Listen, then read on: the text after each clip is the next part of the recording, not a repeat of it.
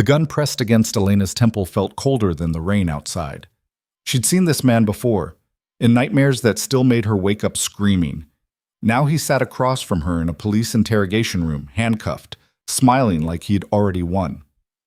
"You think you escaped me?" he whispered. "You were never free." But what he didn't know was that the man standing behind the two-way mirror, the one whose ring matched hers, had spent 20 years searching for her. And Victor Moreau didn't forgive. Stay with me until the end. Hit that like button and comment what city you're watching from. I want to see how far this story travels. The fluorescent lights in Murphy's diner buzzed like dying wasps, casting everything in a sickly yellow that made the grease stains on the walls look worse than they were. Elena Cross moved between tables with the mechanical efficiency of someone who'd stopped caring about tips 3 years ago. Her feet ached in shoes held together with duct tape and determination. The clock above the register read 11:47 p.m. 13 minutes until her shift ended.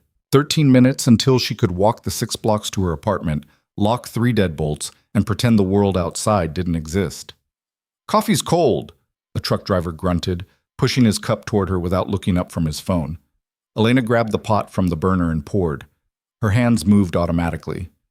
Pour, smile, move on. Don't think, don't feel, don't remember. But the ring on her right hand caught the light as she set the pot down, and for a moment, she couldn't help but stare at it. Silver, worn smooth in places, with an inscription she'd never been able to fully decipher. The only thing her mother had left her. The only proof Elena had ever been anyone's daughter. "You gonna stand there all night?" Elena blinked. "Sorry. Anything else?" The driver waved her off. She moved to the next table, then the next, her mind already counting. $47 in tips tonight. Rent was due in 4 days. She was $200 short, and that was before factoring in the electricity bill that had turned red 2 weeks ago. The bell above the door chimed. Elena didn't look up immediately. Tuesday nights were slow, just the regulars and the occasional long-haul driver looking for coffee and a place to sit that wasn't their cab.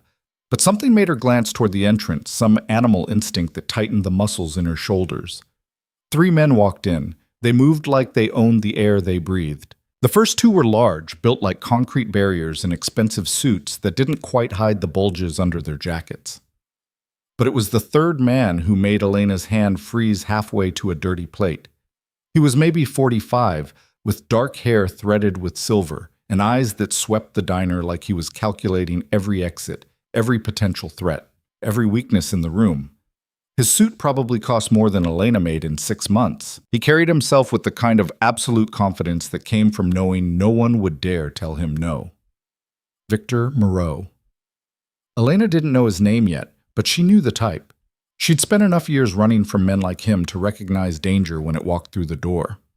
"Sit anywhere," she called out, her voice steadier than she felt. The 3 men chose a booth near the back. Elena watched them from the corner of her eye as she cleared table 5. The 2 large men sat on one side, flanking their boss protectively.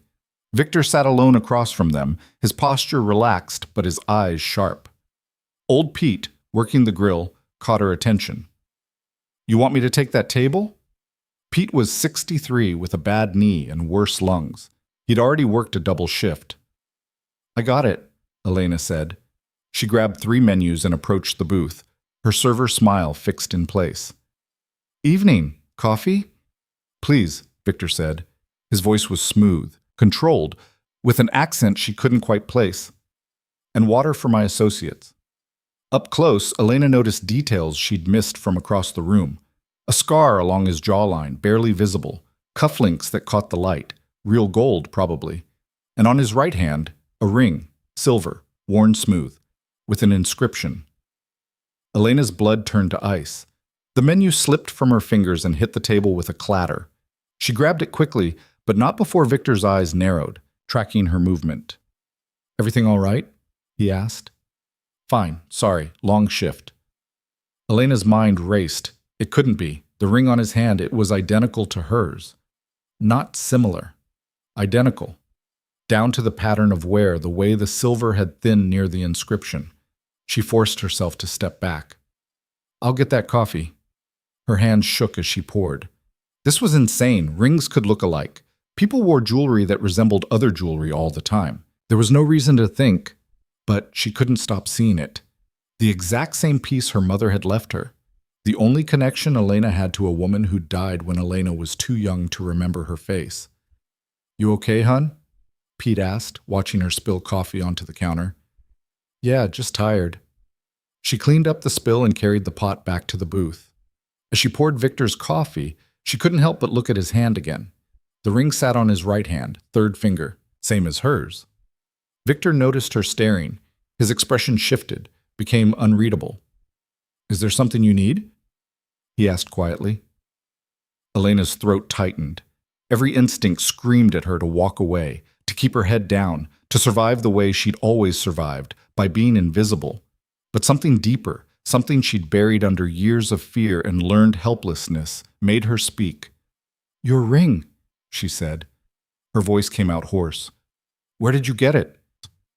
The temperature in the booth dropped 10 degrees. The two large men straightened, their hands moving subtly toward their jackets. Victor held up one finger and they froze. "That's an interesting question," Victor said slowly. His eyes locked onto Elena's face with an intensity that made her want to run. "Why do you ask?" Elena's heart hammered. This was stupid. This was dangerous. This was... She held up her right hand. The ring caught the light, silver and worn and impossibly familiar. For 3 seconds, nobody moved. Victor stared at her hand like she'd pulled a grenade. The color drained from his face. One of his men started to rise, but Victor's hand shot out, gripping the table edge hard enough to make his knuckles white. "Where did you get that?" His voice had changed. Still controlled, but something raw lived underneath it now. "It was my mother's," Elena whispered. "Your mother's name." It wasn't a question. It was a command. "I don't know. I was..." Elena swallowed hard. "I was found in an alley when I was 3 years old. No ID, no records, just this ring and a social worker who said my mother was probably dead." Victor stood up so fast the booth shook. He was tall, broad-shouldered, and suddenly the diner felt too small, the air too thin. His men flanked him immediately, but he ignored them, his entire focus on Elena. "Take it off," he said. "What?" "The ring. Take it off. Now." Elena's fingers moved to protect it automatically. "No, it's mine. It's all I..." "There's an inscription," Victor cut her off. "Inside the band. Read it to me." Elena's breath caught. She'd tried to read the inscription 1,000 times, but it was worn almost smooth. Just fragments remained, letters that might have been words once. "I can't read it anymore," she said. "It's too worn." Victor pulled his ring off with shaking hands. He held it up to the light, turning it so she could see the inside of the band. Even from 2 feet away, Elena could make out the engraving, Amour éternel, V and L, 2000, to eternal love. V and L, 2002. "Louise," Victor said, and his voice cracked on the name. "Her name was Louise Martine. We were engaged. She disappeared 23 years ago. They told me she was dead. They told me there was nothing left to find." The diner spun. Elena grabbed the back of a chair to steady herself. "That's impossible," she managed. "I'm 23. If she disappeared 23 years ago, you would have been an infant." Victor's eyes were bright with something Elena couldn't name. "She was pregnant when she vanished. 3 months. I thought..." He stopped, his jaw working. "I thought I'd lost them both." The truck driver at table 7 was staring now. Pete had stopped pretending to clean the grill. The whole diner had gone silent, everyone watching this scene unfold like they'd stumbled into someone else's nightmare. Elena shook her head. No, this doesn't make sense. My mother died. They told me she died." "Who told you?" Victor took a step closer. His men moved with him, a unit. "Who told you she was dead?" "The orphanage, St. Catherine's Home for Children. They said I was found alone, that she'd probably overdosed or..." Elena's voice broke. She'd told herself that story so many times it had become truth. A mother who hadn't wanted her. A mother who died in an alley somewhere, unmourned and unmissed. But Victor was shaking his head, and the look on his face was pure rage. "St. Catherine's," he repeated. "In Dover Heights?" Elena nodded numbly. "That place was shut down 8 years ago. Federal investigation. Human trafficking. illegal adoptions. Victor's hands curled into fists. They sold children. The words hit Elena like physical blows. She remembered St. Catherine's. She remembered cold floors and locked doors, and Sister Margaret's voice hissing that unwanted children should be grateful for the roof over their heads. She remembered being 6 years old and watching a girl named Amy disappear in the middle of the night, never to return. She remembered asking where Amy went and getting slapped hard enough to knock a tooth loose. "I need to sit down," Elena heard herself say. Victor pulled out a chair. She collapsed into it, her legs suddenly useless. This couldn't be real. This couldn't be happening. "What's your name?" Victor asked, crouching beside her chair so they were eye level. "Elena? Elena Cross? Cross was the name they gave me at the orphanage. Elena." Victor tested the word, and something that might have been grief flickered across his face. "Louise wanted to name our daughter Elena if we had a girl. She said it meant light." The room tilted again. Elena pressed her palm flat against the table, trying to anchor herself to something solid. "I need proof," she said. This is insane. You can't just show up and say you're my father because we have matching rings." "You're right." Victor stood, pulling out his phone. He made a call, spoke in rapid French to whoever answered. Elena caught fragments. DNA test immediately, private lab, results by morning. He hung up and looked at her. "There's a lab 3 blocks from here. They're opening it for us. We can do the test tonight. I'm working." "Not anymore." Victor pulled out his wallet and extracted a stack of bills. He walked to the counter and set them down in front of Pete. "For her time and any inconvenience." Pete stared at what had to be at least $2,000. "That's not necessary, sir." "It's necessary to me." Elena stood on shaking legs. "I can't just leave in the middle of my shift." "Elena." Victor turned back to her, and for the first time, she saw past the control and the power to something almost desperate underneath. "I spent 23 years thinking the woman I loved was dead, thinking our child was dead. If there's even a chance—" He stopped, visibly composing himself. "Please, just give me tonight." Every warning bell in Elena's head screamed at her to refuse. Strange men with guns and money were never good news. She'd learned that lesson young, and learned it hard. But the ring on her finger felt warm against her skin, and somewhere deep in a place she'd locked away, a small voice whispered, "What if?" "Okay," she heard herself say. "Okay." The lab was exactly 3 blocks away, in a building that looked like it had been expensive once and never quite recovered from falling out of fashion. A woman in a white coat met them at the door, her expression carefully neutral despite the fact that it was past midnight. "Mr. Moreau," she said, "everything's ready." The test took 15 minutes. A swab in Elena's mouth, a vial of blood from Victor's arm, labels and paperwork that the technician handled with efficient speed. "Results in 6 hours," the woman said. "I'll call you directly." "Make it 3, Victor said. "Sir, the processing time, 3 hours. Victor handed her another stack of bills. "I'm sure you can find a way." They left the lab in silence. Victor's car was parked illegally in front of the diner, a black Mercedes that probably cost more than Elena would make in a decade. His men had disappeared somewhere, which should have made her feel safer, but somehow didn't. "Can I drive you home?" Victor asked. "I can walk. It's almost 1 in the morning. I walk home at 1 in the morning every night." Elena pulled her jacket tighter. The November air bit through the cheap material. "I've been doing it for 3 years. I'll be fine." Victor looked like he wanted to argue, but something in her expression must have stopped him. "Then let me walk with you." "Why?" "Because if the test confirms what I think it will, I've spent 23 years not protecting my daughter.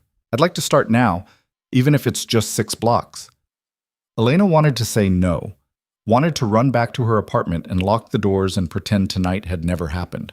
But the exhaustion was bone deep now, and honestly, she was too tired to argue.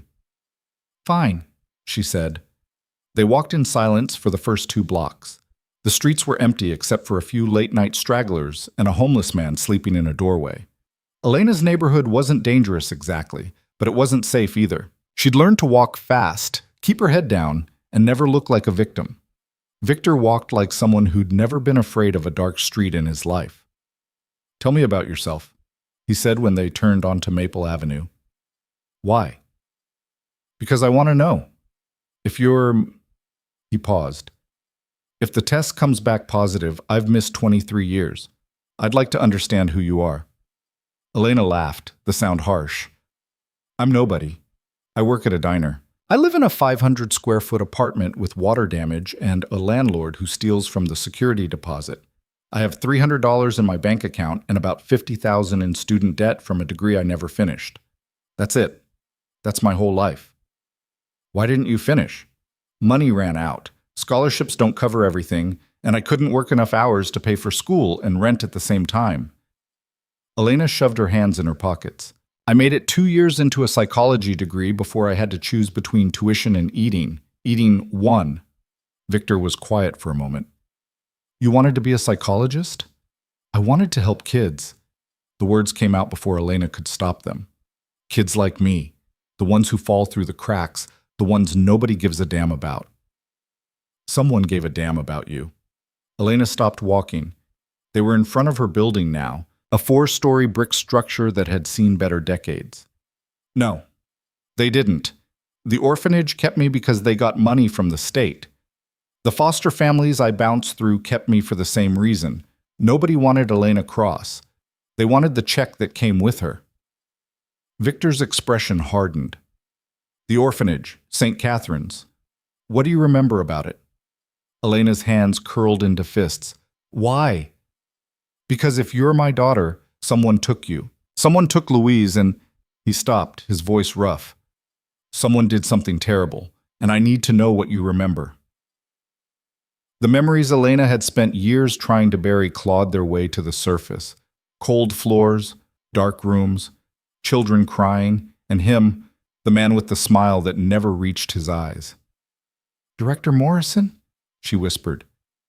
"He ran St. Catherine's. I remember he used to come into the dormitory at night. He'd choose one of us and—" Elena's throat closed. She couldn't say the rest. Victor's entire body went rigid. "Did he ever touch you?" "Not like that, but he touched some of the others. And some kids disappeared. Amy, Tommy, a boy whose name I never learned.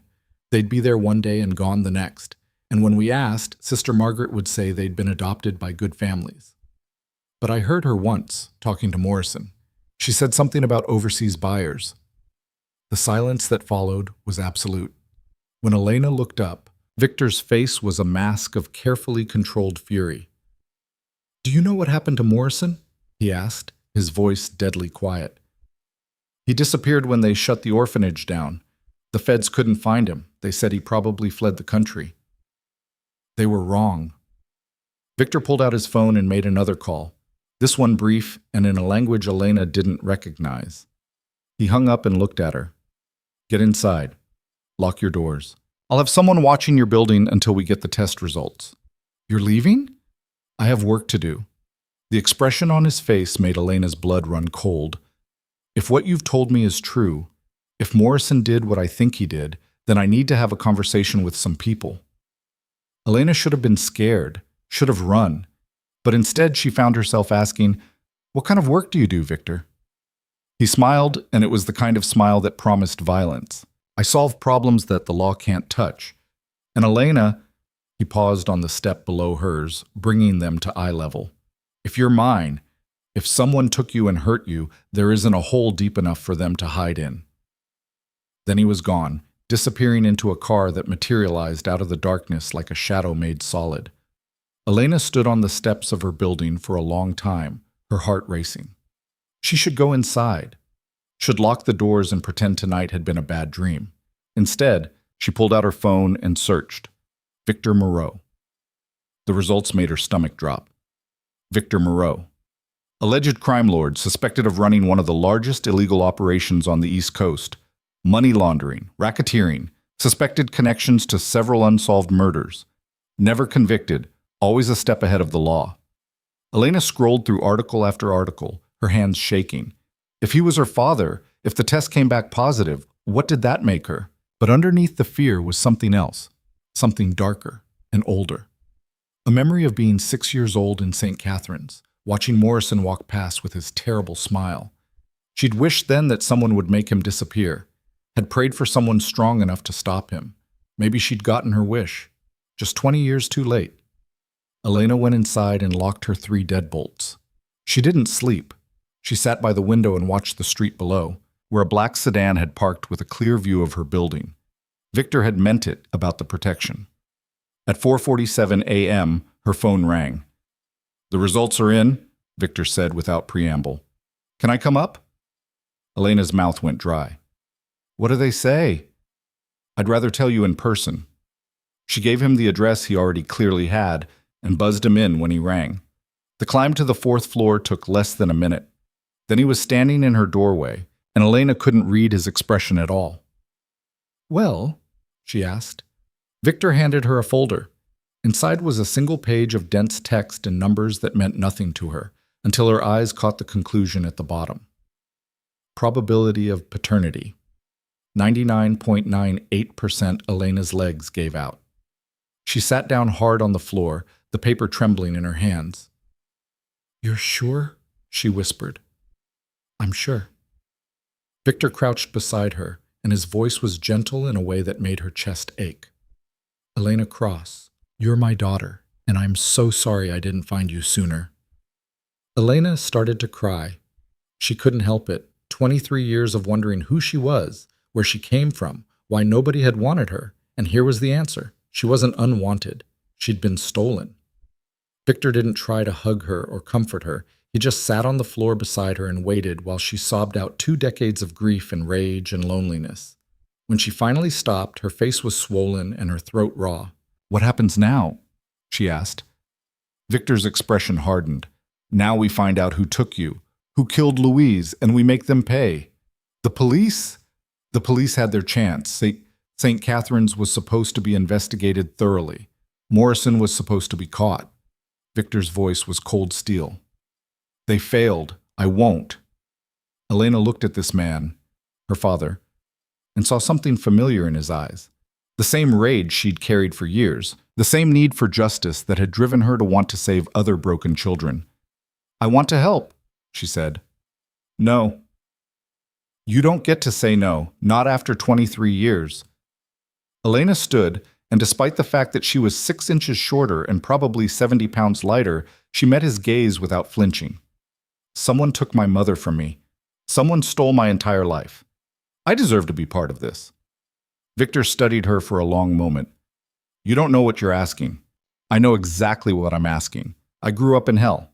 I survived it.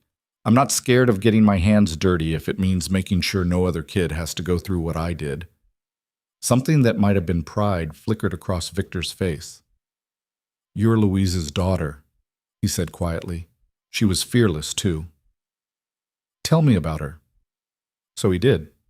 They sat on Elena's ratty couch as dawn broke over the city, and Victor told her about Louise Martin, how they'd met at a charity gala, how she'd called him on his bullshit within 5 minutes of meeting him, how she'd worked as a nurse in the ER and came home with stories that made him rage about the injustice of the world, how she'd looked at him one night and said she was pregnant, and he'd known in that instant that everything in his life had just changed, and how she'd disappeared 3 weeks later, vanished between her shift at the hospital and home like she'd never existed at all.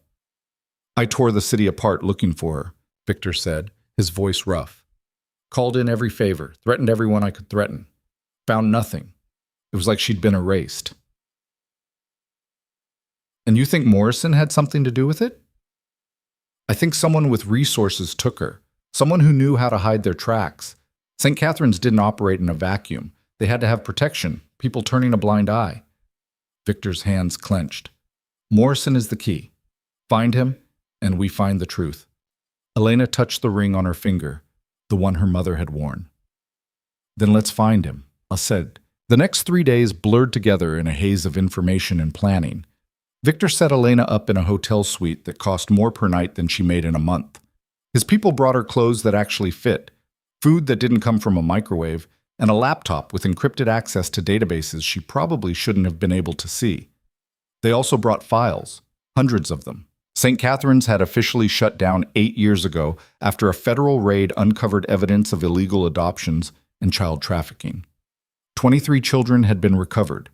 Director James Morrison had vanished hours before the raid, along with Sister Margaret Brennan and 2 other staff members. The FBI had opened an investigation. It had gone cold within 6 months. Elena read every report, studied every photo. She recognized some of the children in the pictures. They'd been younger than her, babies and toddlers, when she'd already been old enough to remember their faces. Most had been returned to family members or placed in foster care. None of them could provide information about where Morrison had gone. "He had help," Elena said on the 3rd night, looking up from a file on her laptop. Someone with enough power to hide him and 4 other people completely. Victor, sitting across from her with his own stack of documents, nodded. "I've been working on that angle. St. Catherine's received significant donations from several shell companies over the years. I'm tracking them back to their sources. Any luck?" "Some." Victor handed her a printed page.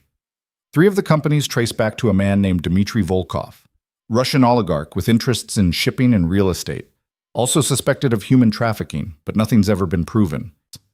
Elena's blood ran cold. "You think he was buying children from Morrison?"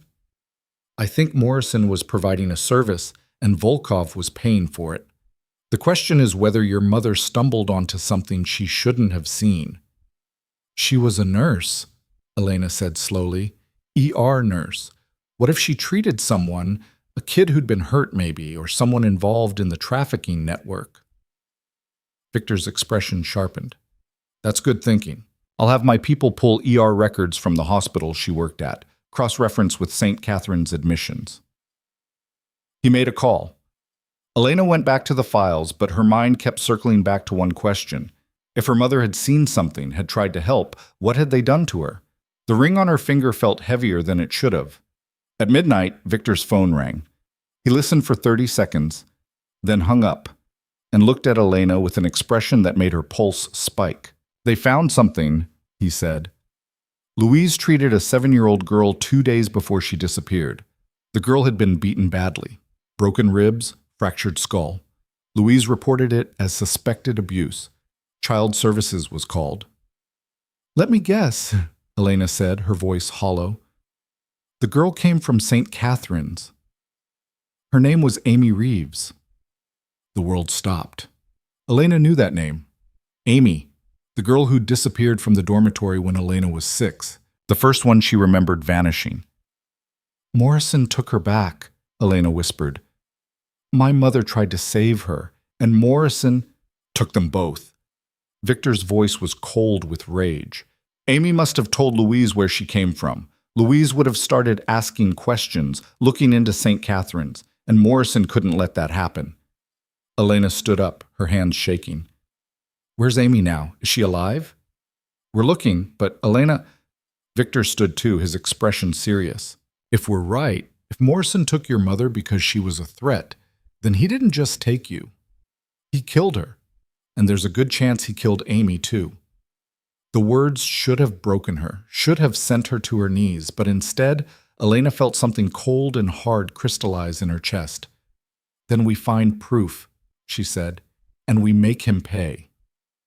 Victor studied her for a long moment. Then he nodded. "Tomorrow, I'm meeting with someone who might know where Morrison is hiding. You can come, but you have to follow my lead. No questions, no interference.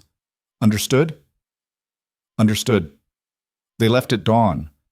The meeting was in a warehouse in the industrial district, the kind of place where bad things happened and nobody asked questions. Victor's men cleared the building first, then gave the signal. Inside, a man was tied to a chair in the center of the empty space. He was maybe 50, balding, with the soft build of someone who'd spent their life behind a desk. Blood ran from his nose and his left eye was swollen shut. Elena's stomach turned. "Who is he?" she asked quietly. "Gerald Hicks," Victor said. "Former accountant for St. Catherine's. He disappeared the same time Morrison did, but got sloppy 6 months ago. We found him living in Baltimore under a fake name." Victor walked toward Hicks slowly, and Elena followed. Up close, she could see the man trembling, his good eye wide with terror. "Mr. Hicks," Victor said pleasantly, "I'd like you to meet someone. This is Elena Cross. though she was born Elena Martine. Hicks's face went gray. I don't know what you're talking about. No? Victor pulled out a photo and held it in front of Hicks's face. That's Louise Martine, my fiancée. She disappeared 23 years ago while pregnant with our daughter. You were working at St. Catherine's at the time. You processed the paperwork when a 3-year-old girl was brought in. No birth certificate, no records, just a ring and a fake story about being found in an alley. I don't... Victor grabbed Hicks by the throat, cutting off his words. Don't insult my intelligence. You're going to tell me exactly what happened to Louise Martine. You're going to tell me where Morrison is. And if you're very cooperative and very lucky, you might live long enough to see a courtroom. He released Hicks, who gasped for air. You're insane, Hicks, Hicks wheezed. I want a lawyer. You think you get a lawyer? Victor laughed, the sound devoid of humor. You sold children. You helped murder a woman and destroy her daughter's life. You don't get lawyers. You get me. Elena stepped forward before she could stop herself. Where's Amy Reeves? Hicks's good eye flickered to her, then away. Amy Reeves, Elena repeated, her voice steady despite the rage burning in her chest. 7 years old, beaten almost to death. My mother tried to save her. Where is she? I don't know who that is. Victor's hand moved so fast Elena almost missed it. The crack of impact echoed through the warehouse. Hicks's head snapped to the side, blood spraying from his mouth. Wrong answer, Victor said. She's dead, Hicks shouted, spitting teeth. She's dead, all right? Morrison killed her after your girlfriend started asking questions. Happy now? The confirmation hit Elena like a sledgehammer. Amy was dead. The little girl with blonde braids who used to share her crackers at lunch was dead, had been dead for 23 years. And my mother? Elena asked, surprised at how calm her voice sounded. Hicks laughed, a broken, hysterical sound. You really want to know?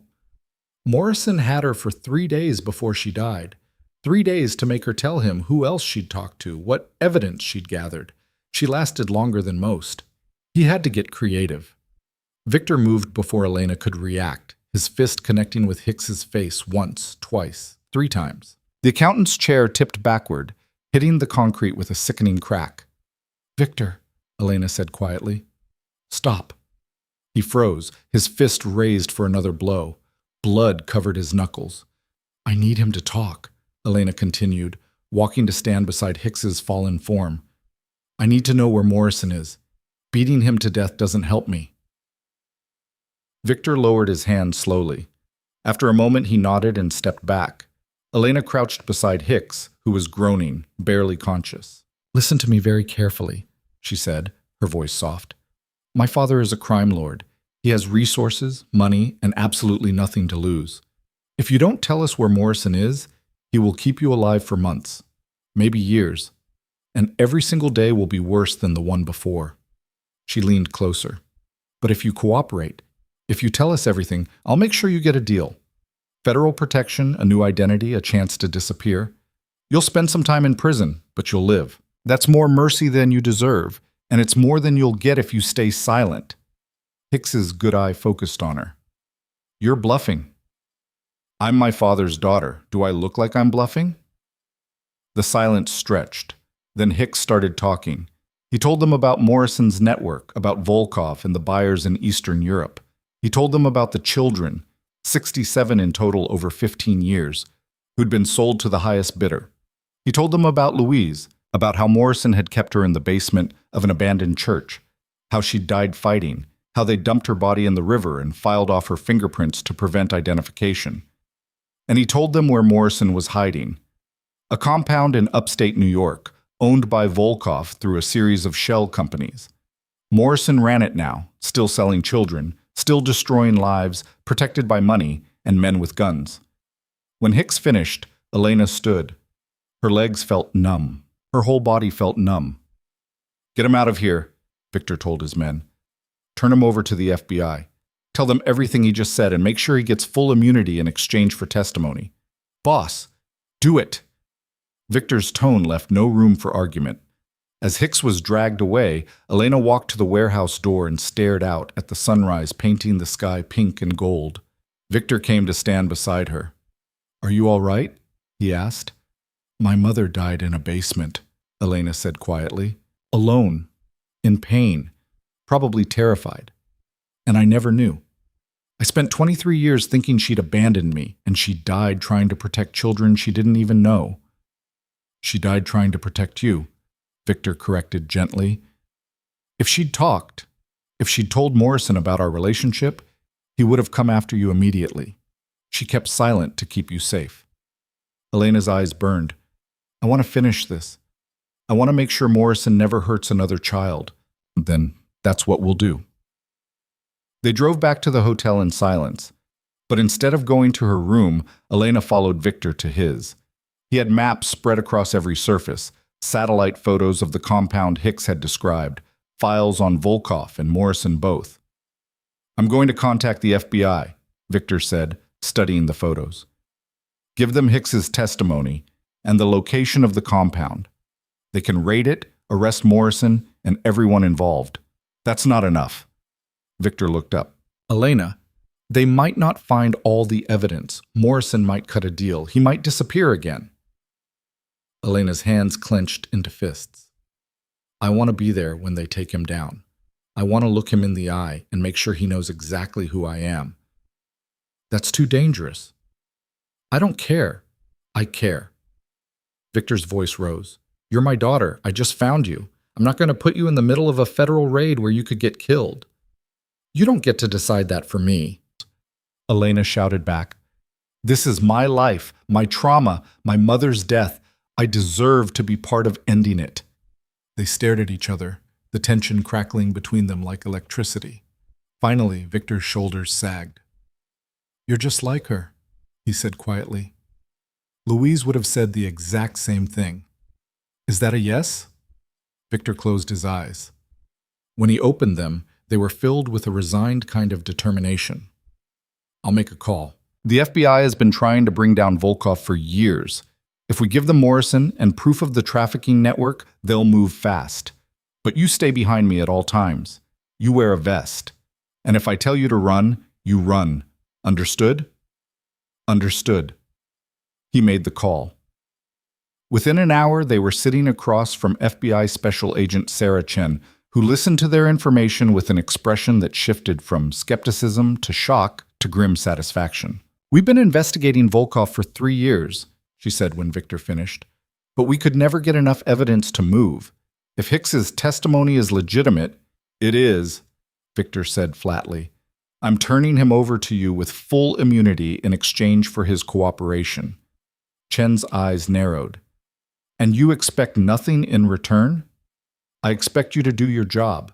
Raid the compound, arrest Morrison, and shut down the trafficking network permanently." "We'll need time to prepare, Shay." "You have 24 hours, Victor interrupted. "After that, I'm handling this my way.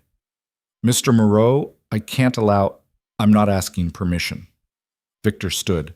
"Morrison has been free for 8 years. He's killed children, destroyed families, and lived without consequences. That ends now, with you or without you." He walked out.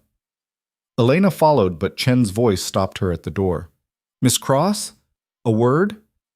Elena turned. Chen stood, her expression sympathetic. "I know who you are," the agent said quietly. "I read the St. Catherine's files when we were investigating. I know what you went through there." Elena's throat tightened.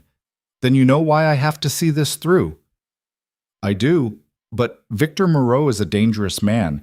He's under investigation for multiple felonies. Getting close to him, letting him use you to settle his own vendetta, it could destroy your life." "My life was already destroyed," Elena said. "I'm just trying to rebuild it with the truth." She left before Chen could respond. The raid happened 36 hours later. The FBI moved fast, assembling a task force and coordinating with local law enforcement. Victor made good on his word, turning Hicks over along with mountains of financial records his people had pulled from St. Catherine's old files. Elena watched from the FBI command post as Chen and her team prepared to move on the compound. She wore a bulletproof vest that was too big for her and had an earpiece that fed her constant updates. Victor stood beside her, his expression unreadable. "Teams in position. a voice crackled through the radio. Ready to breach on your command. Chen looked at Victor, then at Elena. Last chance to back out. We're not backing out, Elena said. Chen nodded and keyed her mic. All teams go, go, go. The next 20 minutes were chaos. Radio chatter, shouting, the sound of doors being kicked in and people screaming. Elena gripped the edge of the desk in front of her, her heart racing. Suspect in custody, came the call. We have Morrison. Repeat, we have James Morrison in custody. Elena's knees went weak. After 8 years, they had him. I want to see him, she said. Elena, Victor started. I need to see him, please. Chen hesitated, then nodded. 5 minutes. That's all I can give you. They drove to the compound in a convoy of FBI vehicles. The place was smaller than Elena had expected, just a main house and 2 outbuildings surrounded by a chain-link fence. Agents swarmed the property, bringing out suspects in handcuffs and carrying boxes of evidence. Morrison was in the back of an FBI van, his hands cuffed in front of him. He looked older than Elena remembered, grayer and thinner, but those eyes, cold and calculating, were exactly the same. Chen opened the van door. You have 5 minutes. Elena climbed in. Morrison's eyes tracked her movement, and after a moment, recognition flickered across his face. Elena Cross, he said, and his voice was exactly as she remembered, smooth, patronizing. All grown up. How unexpected. You remember me. I remember all my children. You were one of the difficult ones, always asking questions, always causing problems. He smiled. I should have sold you overseas when I had the chance. Elena sat down across from him. You killed my mother. Did I? Morrison tilted his head. So many people have died over the years, it's hard to keep track. You'll have to be more specific. Louise Martin. You kidnapped her, tortured her for 3 days, then dumped her body in the river. Morrison's smile widened. Ah, yes, the nurse. She had quite the mouth on her. Very self-righteous. Thought she could save everyone. He leaned forward. I made her suffer, you know. Made sure her last thoughts were of how she'd failed to protect those children. Failed to protect you. The rage Elena had been holding back for days exploded. She lunged forward, her fist connecting with Morrison's face before anyone could stop her. He fell backward, blood streaming from his nose. Hands grabbed Elena, pulling her out of the van. Victor had her by the shoulders, and Agent Chen was shouting something, but Elena couldn't hear over the roaring in her ears. He killed her, Elena screamed. He killed my mother and Amy and all those other children, and he's sitting there smiling. I know, Victor said quietly, holding her as she struggled. I know, but this isn't how we end him. This isn't justice. I don't want justice. I want him to hurt the way he hurt her. If you hurt him now, you become what he is. You lose everything, and he wins. Victor turned her to face him, his hands on her shoulders. Your mother died protecting children. Honor that. Help make sure he never hurts another one. The fight drained out of Elena. She sagged against Victor, exhausted and broken and so angry she could barely breathe. He confessed, she whispered. When I mentioned my mother, he confessed to killing her. Victor's expression sharpened. He looked at Chen, who was standing nearby with her hand on her sidearm. You heard that? He asked. I did. Chen keyed her radio. Get a recording team down here. Our suspect just confessed to murder. Morrison was shouting now, realizing what he'd done, but it was too late. Elena's 5 minutes had given them exactly what they needed. The next week blurred together. Hicks's testimony, combined with Morrison's confession and the evidence seized from the compound, built an airtight case. The FBI arrested 17 people connected to the trafficking network, including Dmitry Volkov himself, who tried to flee the country and was stopped at the airport. Elena spent hours being interviewed, first by the FBI, then by prosecutors preparing for trial. She told them everything she remembered about St. Catherine's, about Morrison, about the children who'd disappeared. It was exhausting, it was necessary, but it was also closure. On the 8th day after Morrison's arrest, Victor came to her hotel room with news. They found her, he said quietly. Elena's heart stopped. My mother? The FBI searched the river where Hicks said they dumped her body. found skeletal remains that match Louise's dental records.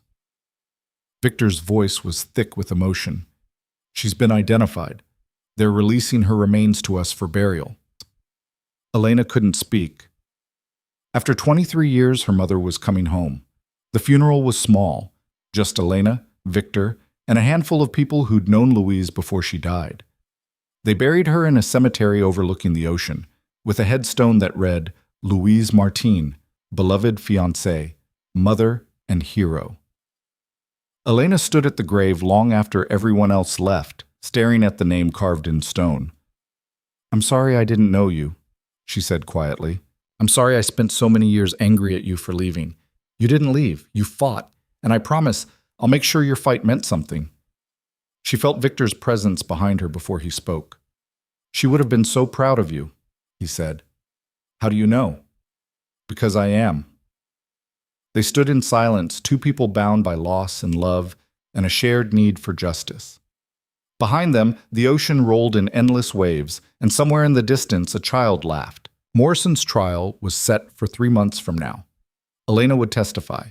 She would look him in the eye and tell the world what he'd done. But for now she let herself grieve, let herself feel the weight of everything she'd lost and everything she'd found. She had a father. She had proof that her mother had loved her. And she had a purpose. The rest would come. The courthouse steps were slick with rain 3 months later when Elena arrived for the first day of Morrison's trial. She'd barely slept the night before, her mind churning through everything she'd have to say on the witness stand. 23 years of buried memories dragged into fluorescent light for strangers to judge. Victor walked beside her, an umbrella held over both their heads. He'd offered to have his driver take her to a side entrance, away from the cameras and reporters already gathering like vultures. She'd refused. "I'm not hiding," she'd told him that morning over coffee. Neither of them could drink. He hid. "I'm done hiding." Now, facing the wall of flashing cameras and shouted questions, Elena wondered if pride was worth the nausea twisting her stomach. A reporter shoved a microphone toward her face. "Miss Cross, how does it feel knowing your father is a suspected crime lord?" Victor's hand landed on the reporter's wrist, not hard but firm enough to make the man step back. "No comment. Move." They pushed through the crowd into the relative quiet of the courthouse lobby. Agent Chen was waiting by the metal detectors, her badge clipped to her belt. "You ready?" she asked Elena. "Does it matter?" Chen's expression softened slightly. "For what it's worth, you being here matters. Half the victims from St. Catherine's are too scared to testify. Morrison's lawyers are banking on that fear." "Well, they're going to be disappointed." Elena handed her bag to the security guard for inspection. The metal detector beeped when she walked through, the silver ring on her finger setting it off like it always did. The guard waved her through anyway. The courtroom was smaller than Elena had expected from watching legal dramas on television. Dark wood paneling, rows of benches that smelled like old paper and desperation. Morrison sat at the defense table in an orange jumpsuit, his hands folded calmly in front of him. His lawyers flanked him, expensive suits and practiced expressions of concerned innocence. When Morrison's eyes found Elena in the gallery, he smiled. That smile. The same one she remembered from when she was 6 years old and he'd walked past her bed in the dormitory. Like he knew something she didn't. Like he'd already won. Elena's fingernails bit into her palms. "Don't," Victor murmured beside her. "Don't give him anything." The judge entered, and everyone stood. The Honorable Margaret Reeves, no relation to Amy, Elena had checked, settled behind the bench with the air of someone who'd seen too much and believed too little. "Be seated. We're here for the matter of the United States versus James Arthur Morrison. Is the prosecution ready?" Assistant District Attorney Marcus Webb stood. He was younger than Elena had expected, maybe 35, with the kind of sharp-eyed intensity that suggested he didn't lose often. "Ready, Your Honor." "Defense?" Morrison's lead attorney, a silver-haired woman named Patricia Volkov, and yes, related to Dmitri, which should have been a conflict of interest but somehow wasn't, rose smoothly. "Ready, Your Honor." "Then let's begin." The prosecution's opening statement painted Morrison as a monster, which he was. Webb laid out the evidence methodically, financial records showing hundreds of thousands of dollars moving through St. Catherine's accounts, testimony from Gerald Hicks about the trafficking operation, forensic evidence linking Morrison to Louise Martin's remains. The defense would have you believe, Webb said, pacing in front of the jury, that James Morrison was simply a dedicated director of a children's home, that he had no knowledge of any illegal activities, that he fled 8 years ago not because he was guilty, but because he was afraid of being falsely accused. Webb stopped, meeting each juror's eyes in turn. But the evidence will show you something different. It will show you a man who built an empire of suffering, who sold children, babies, some of them, to the highest bidder, who murdered anyone who threatened to expose him, and who would still be operating today if not for the courage of survivors like Elena Cross.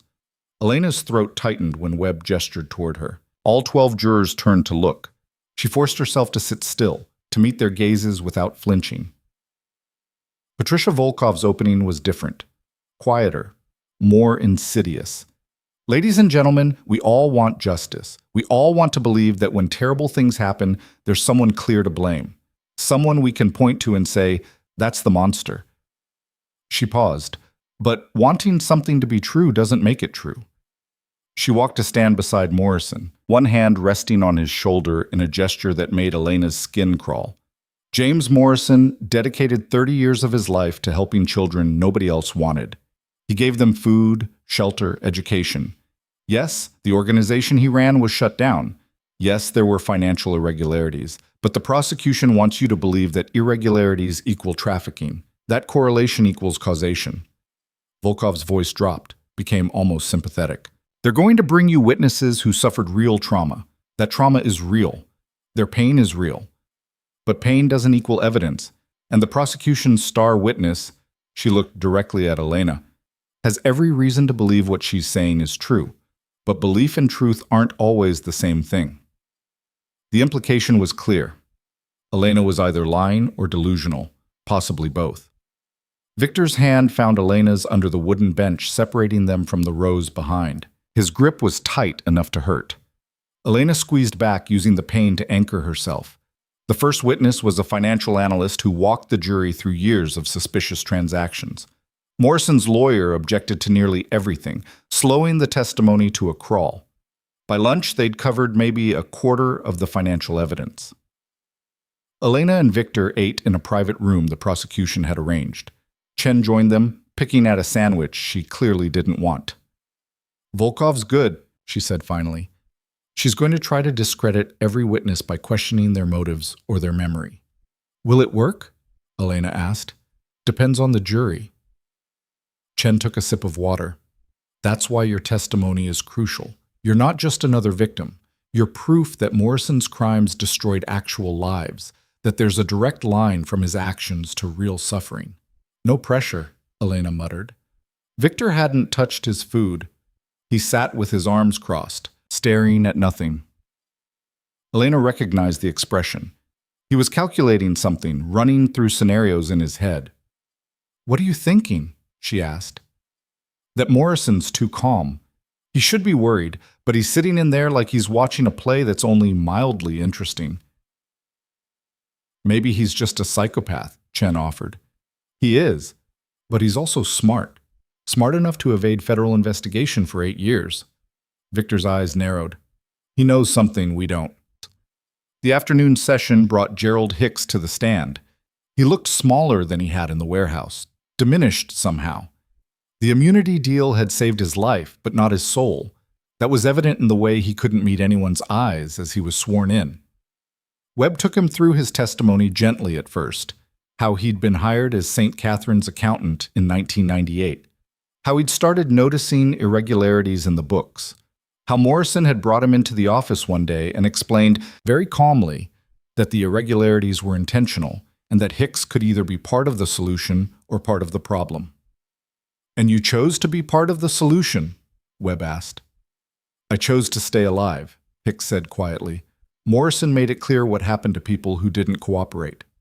Can you describe what you mean by irregularities? Large cash deposits with no clear source, payments to shell companies that didn't seem to provide any services, wire transfers to overseas accounts. Hicks's voice was flat, rehearsed. I asked Morrison about it once. He showed me a file with photos of my daughter. She was 8. He didn't have to say anything else. The courtroom went silent. Even Volkov seemed momentarily at a loss. Webb pressed forward. Can you tell the jury about the day Louise Martin was brought to St. Catherine's? Hicks closed his eyes. April 7th, 2002. Morrison called me into his office around midnight. There was a woman in the basement. She was unconscious, bleeding.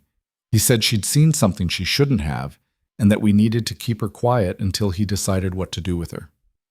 Did you see this woman? Briefly, long enough to know she needed a hospital. Did you suggest getting her medical help? I did. Morrison told me if I mentioned her to anyone, my daughter would disappear.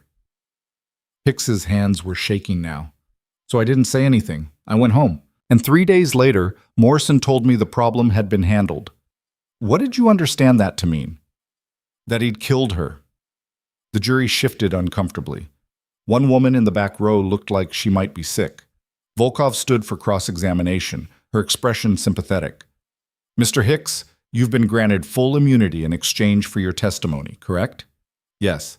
So no matter what you say here, you won't face any criminal charges?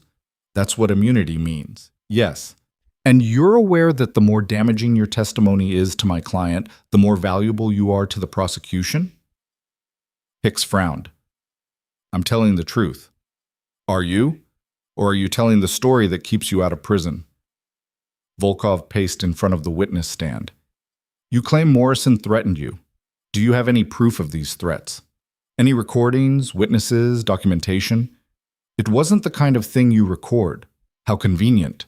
Volkov's voice hardened. You also claim you saw Louise Martin in the basement, but you didn't take any photos, didn't call the police, didn't try to help her in any way. In fact, according to your own testimony, you went home and did nothing. I was scared. You were complicit, Mr. Hicks. You witnessed what you claim was a kidnapping, and you did nothing because it was easier to look the other way. She paused, letting that sink in. And now, 23 years later, you expect this jury to believe you're suddenly conscience-stricken enough to tell the truth? I am telling the truth. Or you're telling whatever story keeps you from spending the rest of your life in prison. Webb objected. The judge sustained it, but the damage was done. Volkov had planted doubt, made Hicks look like a coward and a liar. Which he was, Elena thought bitterly. But that didn't make his testimony false. The trial recessed for the day at 5. Elena felt wrung out, exhausted in a way that had nothing to do with physical tiredness. Victor guided her out a back exit to avoid the press, but they were waiting anyway, shouting questions she didn't answer. In the car, Victor made a call in rapid French. Elena caught fragments, something about security and new information.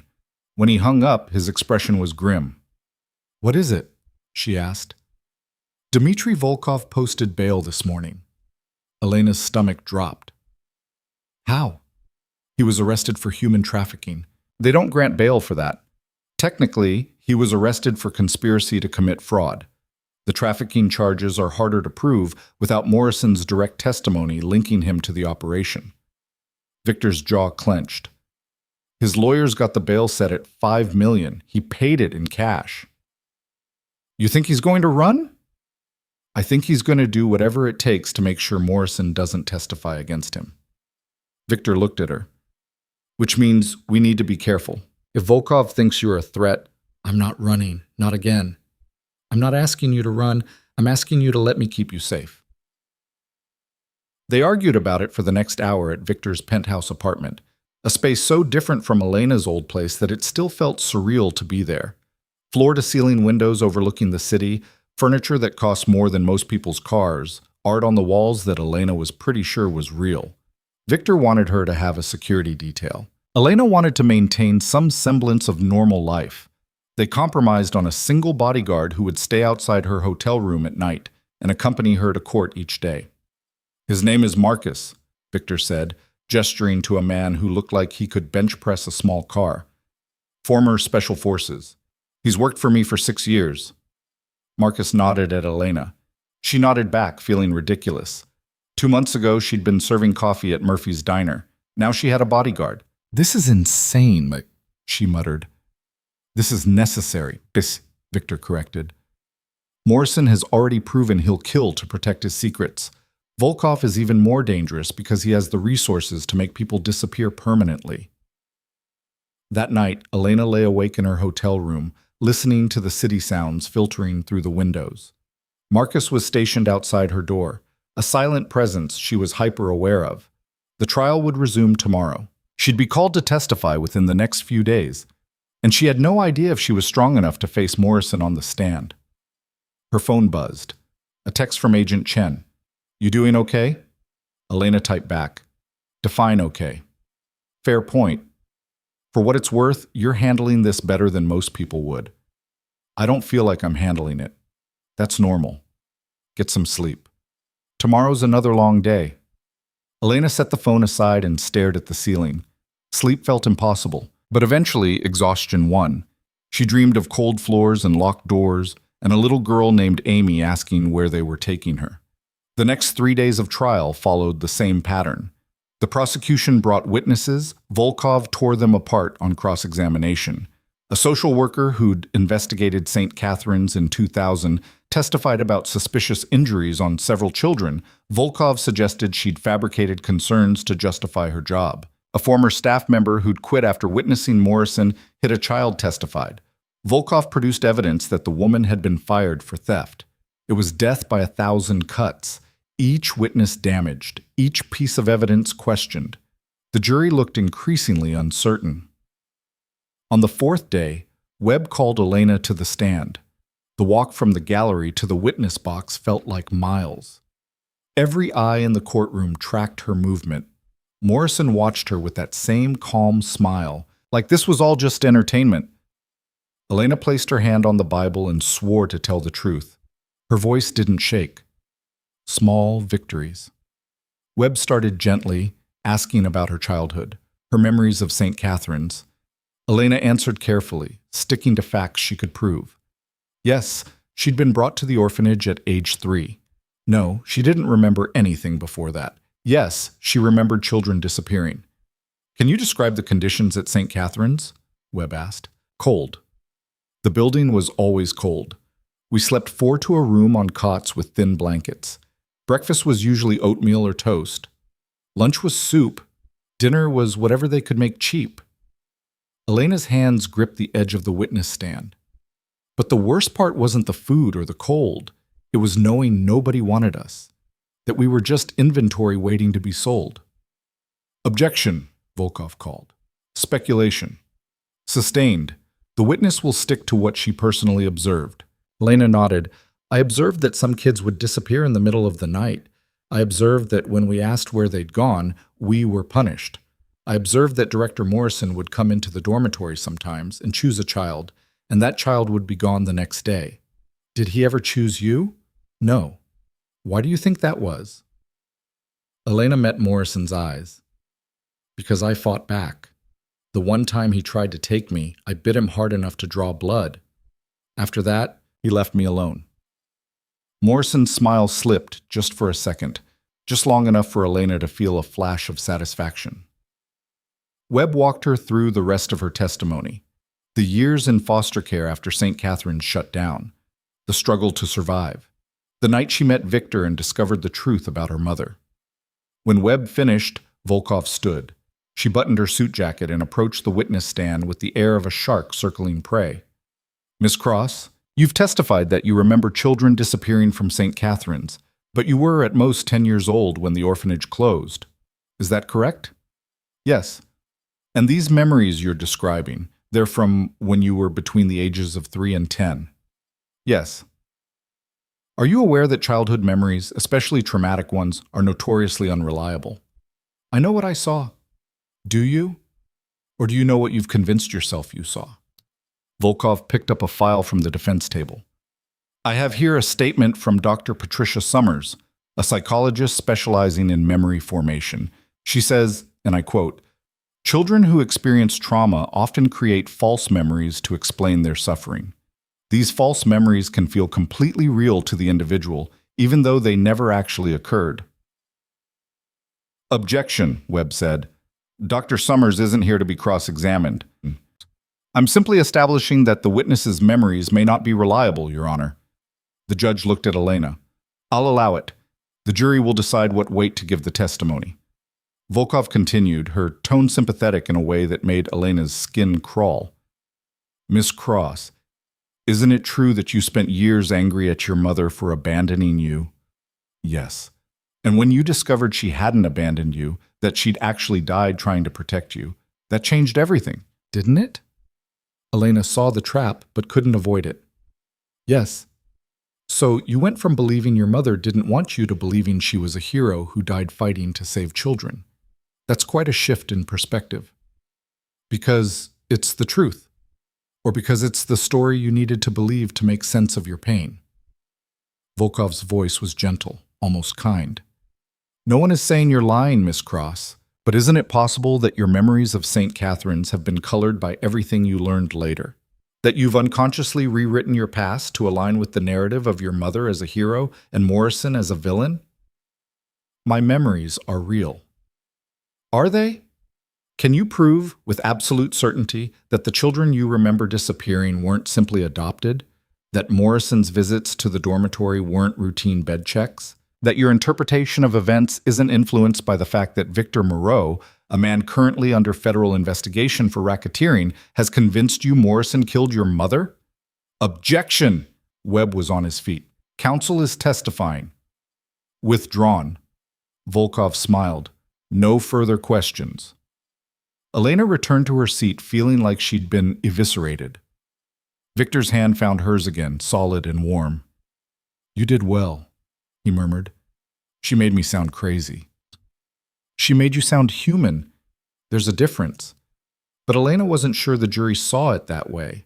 When she glanced at them, several were watching her with expressions of pity mixed with doubt. The prosecution rested 2 days later. The defense called its own witnesses, character witnesses who swore Morrison was a dedicated public servant, financial experts who claimed the accounting irregularities could be explained by clerical errors, a psychologist who testified about the unreliability of recovered memories. It was a masterclass in creating reasonable doubt. On the 8th day of trial, Morrison took the stand. He wore a suit instead of the orange jumpsuit, a calculated choice to make him look less like a criminal. His demeanor was calm, almost grandfatherly. When his lawyer asked him to tell the jury about his work at St. Catherine's, his voice was thick with emotion. I dedicated my life to helping children nobody else wanted, he said. Was it perfect? No. We were always underfunded, always struggling, but every child who came through our doors got food, shelter, education, and love. Elena's fingernails dug crescents into her palms. Morrison's lawyer walked him through his version of events. The financial irregularities were explained as attempts to stretch limited funding. The children who'd disappeared had all been legally adopted. He had paperwork to prove it, though several of the adoption agencies had since closed. Louise Martin's death was tragic, but unconnected to him. He'd never met the woman. But the witness testimony, his lawyer prompted. Gerald Hicks is a desperate man trying to avoid prison.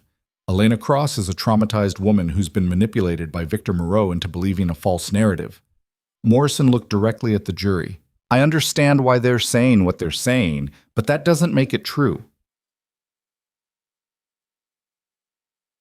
When Webb stood for cross-examination, the entire courtroom seemed to hold its breath. Mr. Morrison, you testified that you never met Louise Martin. Is that correct? That's correct. Then can you explain why your fingerprints were found on her remains? The courtroom erupted. Morrison's face went white. His lawyer was on her feet, objecting, demanding to know when this evidence had been disclosed. Webb remained calm. The forensic analysis was only completed yesterday, Your Honor. The defense was notified this morning per discovery rules. The judge looked at Morrison. Answer the question, Mr. Morrison. Morrison's mouth opened and closed. For the first time since the trial started, he looked rattled. That's impossible. There must be some mistake. The forensic report says otherwise. Your fingerprints, clear as day, on the victim's collarbone. Webb approached the stand. So either you're lying about never meeting her, or you'd like to explain how your fingerprints ended up on a murdered woman's skeleton. I want to consult with my lawyer. You can consult all you want, but the evidence doesn't lie, does it, Mr. Morrison? Volkov called for a recess. The judge granted it. As the courtroom cleared, Elena turned to Victor. Did you know about the fingerprints? I suspected. The forensics team was still processing when the trial started. His expression was grim satisfaction. Morrison got sloppy. He thought 23 years was long enough that there wouldn't be any physical evidence left. What happens now? Now the defense has to decide if Morrison keeps testifying or if they cut their losses and rest their case. They cut their losses. When court resumed after lunch, Volkov announced that the defense rested without calling Morrison back to the stand. It was an admission of defeat, and everyone knew it. Closing arguments happened the next day. Webb was surgical in his approach, walking the jury through every piece of evidence, every witness, every contradiction in Morrison's testimony. He ended by holding up a photo of Louise Martin, alive and smiling. This woman died trying to save a child she didn't know. She died because she believed children deserve protection. And the man who killed her has spent 23 years walking free, destroying more lives, creating more victims. Webb set the photo down. It's time for that to end. Volkov's closing argument focused on reasonable doubt, on the unreliability of witnesses with grudges and unclear memories, on the fact that circumstantial evidence, no matter how compelling, wasn't proof beyond reasonable doubt. You have a responsibility, she told the jury, not just to the victims, real or imagined, but to justice itself. And justice requires certainty. The jury deliberated for 6 hours. Elena spent those hours in a private room with Victor, unable to sit still, unable to think about anything except the 12 strangers deciding Morrison's fate. Agent Chen came and went, bringing updates that weren't really updates. The jury had asked for transcripts of certain testimony. They'd asked to see the forensic evidence again. At 7 p.m., word came. The jury had reached a verdict. The courtroom filled quickly. Elena took her seat in the gallery, Victor beside her, Marcus standing behind them like a wall. Morrison was brought in, his expression carefully neutral, but Elena could see tension in the set of his shoulders. The jury filed in. None of them looked at Morrison. Elena had read somewhere that was a bad sign for the defense. Has the jury reached a verdict? The judge asked. The foreman stood. We have, Your Honor. On the charge of first-degree murder in the death of Louise Martin, how do you find? We find the defendant guilty. The courtroom exploded. Morrison's face crumpled. His lawyer was objecting to something, demanding a mistrial, but her voice was drowned out by the noise. Elena couldn't hear anything over the roaring in her ears. Guilty. After 23 years, someone had finally said it out loud. Morrison was guilty. The judge banged her gavel, calling for order. On the charges of conspiracy to commit human trafficking, how do you find? Guilty. On the charges of kidnapping? Guilty. Guilty. Guilty. Guilty. 14 charges, 14 guilty verdicts. When the judge finished polling the jury, Morrison was facing 3 consecutive life sentences without the possibility of parole. He'd die in prison. He'd die alone. And he'd never hurt another child. Elena's legs gave out. Victor caught her, his arm around her waist, the only thing keeping her upright. It's over, he said quietly. It's over. But it wasn't. Not yet. Because when Elena looked up, she saw Dmitry Volkov in the back of the courtroom, his face a mask of cold fury, and when his eyes met hers, she knew with absolute certainty that he wasn't going to let this verdict stand without consequences. Volkov was gone before Elena could blink, disappearing into the crowd of reporters and spectators flooding the courtroom hallway. Victor's hand tightened on her arm, his body shifting to shield her from the press of bodies. Marcus, he said sharply. The bodyguard was already moving, clearing a path toward the side exit. Victor guided Elena through the chaos, ignoring the reporters shouting questions, the flash of cameras, the crush of people trying to get close. Agent Chen appeared beside them, her badge out, creating a buffer between Elena and the worst of it.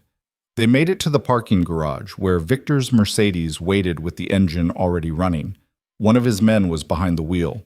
Marcus got in front, Victor and Elena in back. The car pulled out before the doors were fully closed. Where are we going? Elena asked.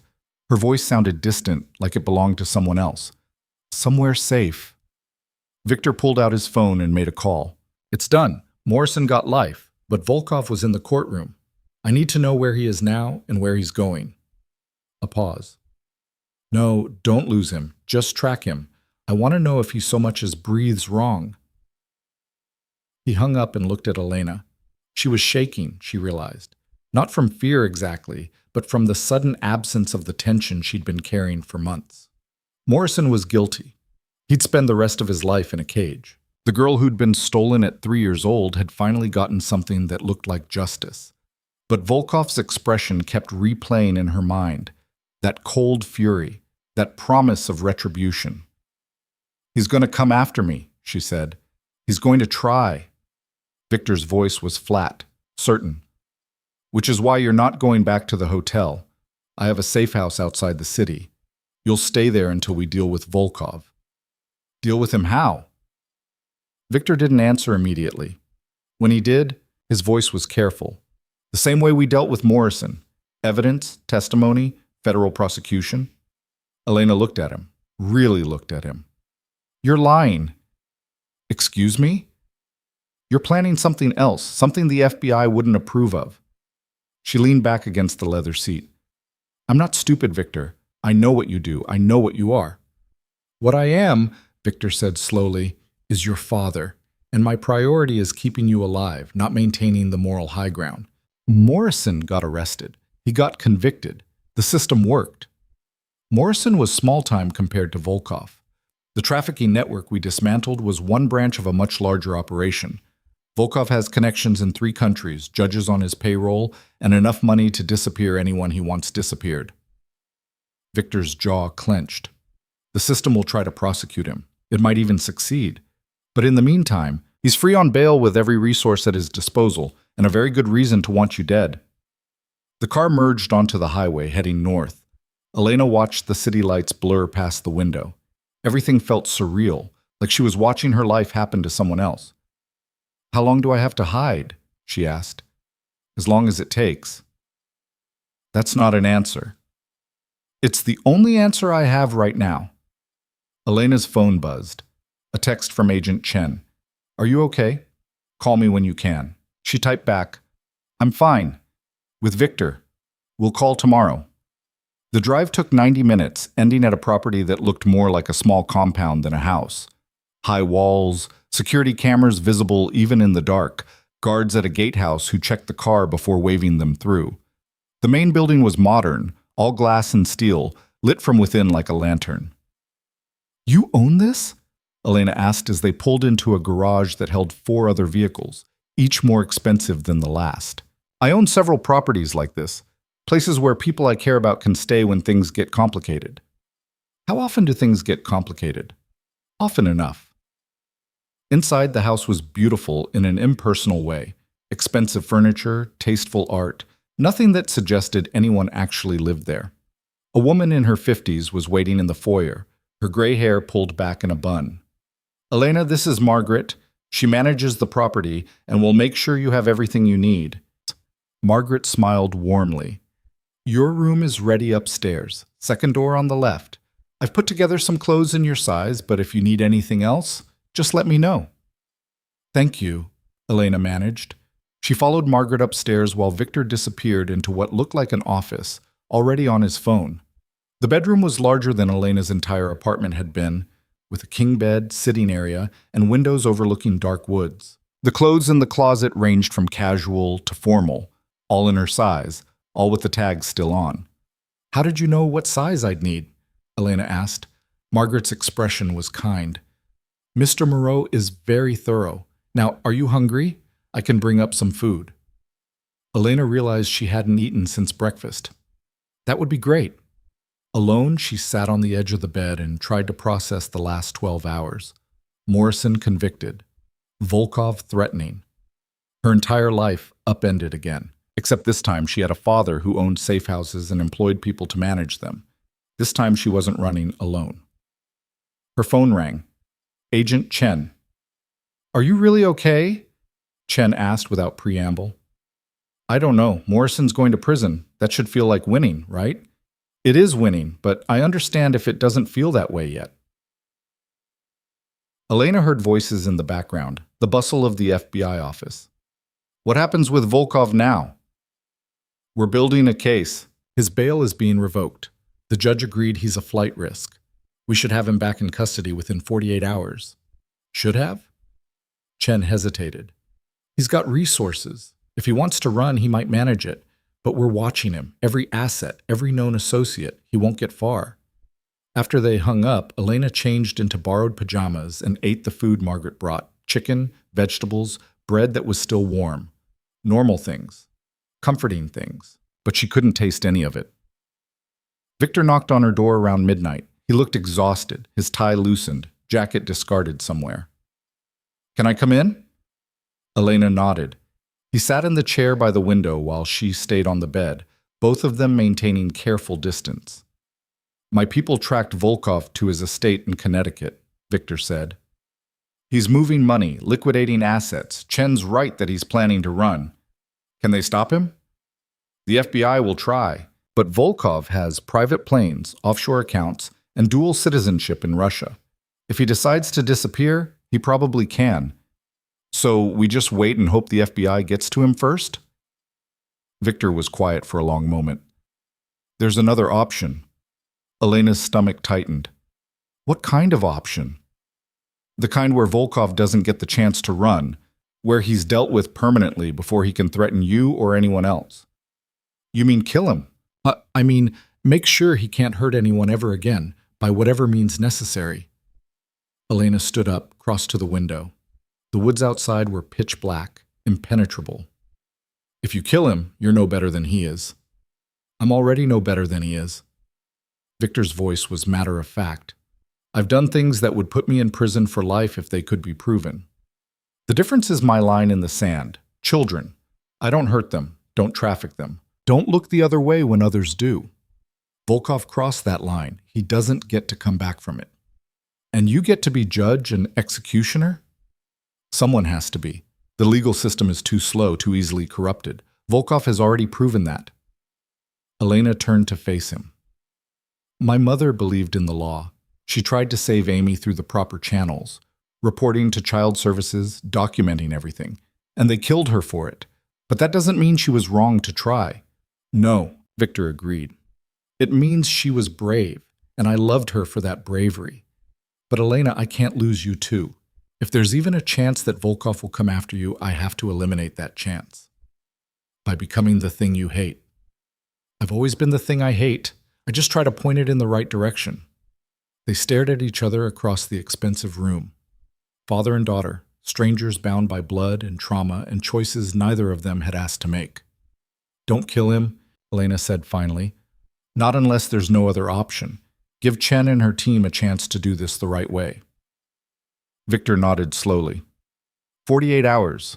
If the FBI hasn't arrested him by then, I do this my way. It was the best compromise Elena was going to get. She barely slept that night, her mind churning through everything. The next morning, she woke to sun streaming through unfamiliar windows and the smell of coffee drifting upstairs. Margaret had breakfast waiting in the kitchen, pancakes, bacon, fresh fruit. Victor was already up, dressed in a suit, looking like he'd had 8 hours of solid sleep instead of whatever he'd actually gotten. Any news? Elena asked, pouring coffee. Volkov's still at his estate. FBI has surveillance set up on all exits. Chen thinks they'll move to arrest him this afternoon. You don't sound convinced. Because I know men like Volkov. They always have an escape plan. He set down his phone. How are you holding up? Elena shrugged. I testified. Morrison got convicted, and now I'm in witness protection from a Russian crime lord. It's been a weird couple of months. Victor's mouth twitched in what might have been a smile. That's one way to put it. Can I ask you something? Anything. Do you regret it? The life you chose? The things you've done? Victor considered this, his expression thoughtful. I regret not finding your mother in time. I regret every day you spent alone, scared, without anyone to protect you. But the life I chose? It gave me the resources to find you, to get justice for Louise, like, So no, I don't regret it, even if I probably should. Before Elena could respond, Victor's phone rang. He answered, listened for 10 seconds, then stood abruptly. When? A pause. How many? Another pause.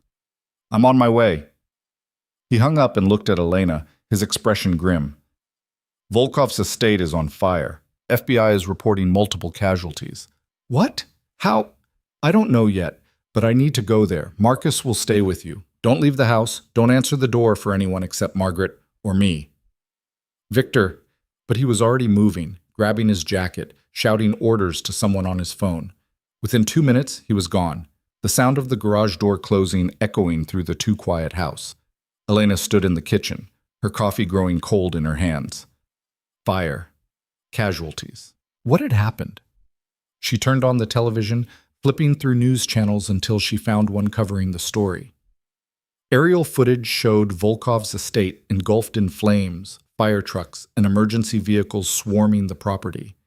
The reporter's voice was tense with the kind of excitement that came from covering tragedy.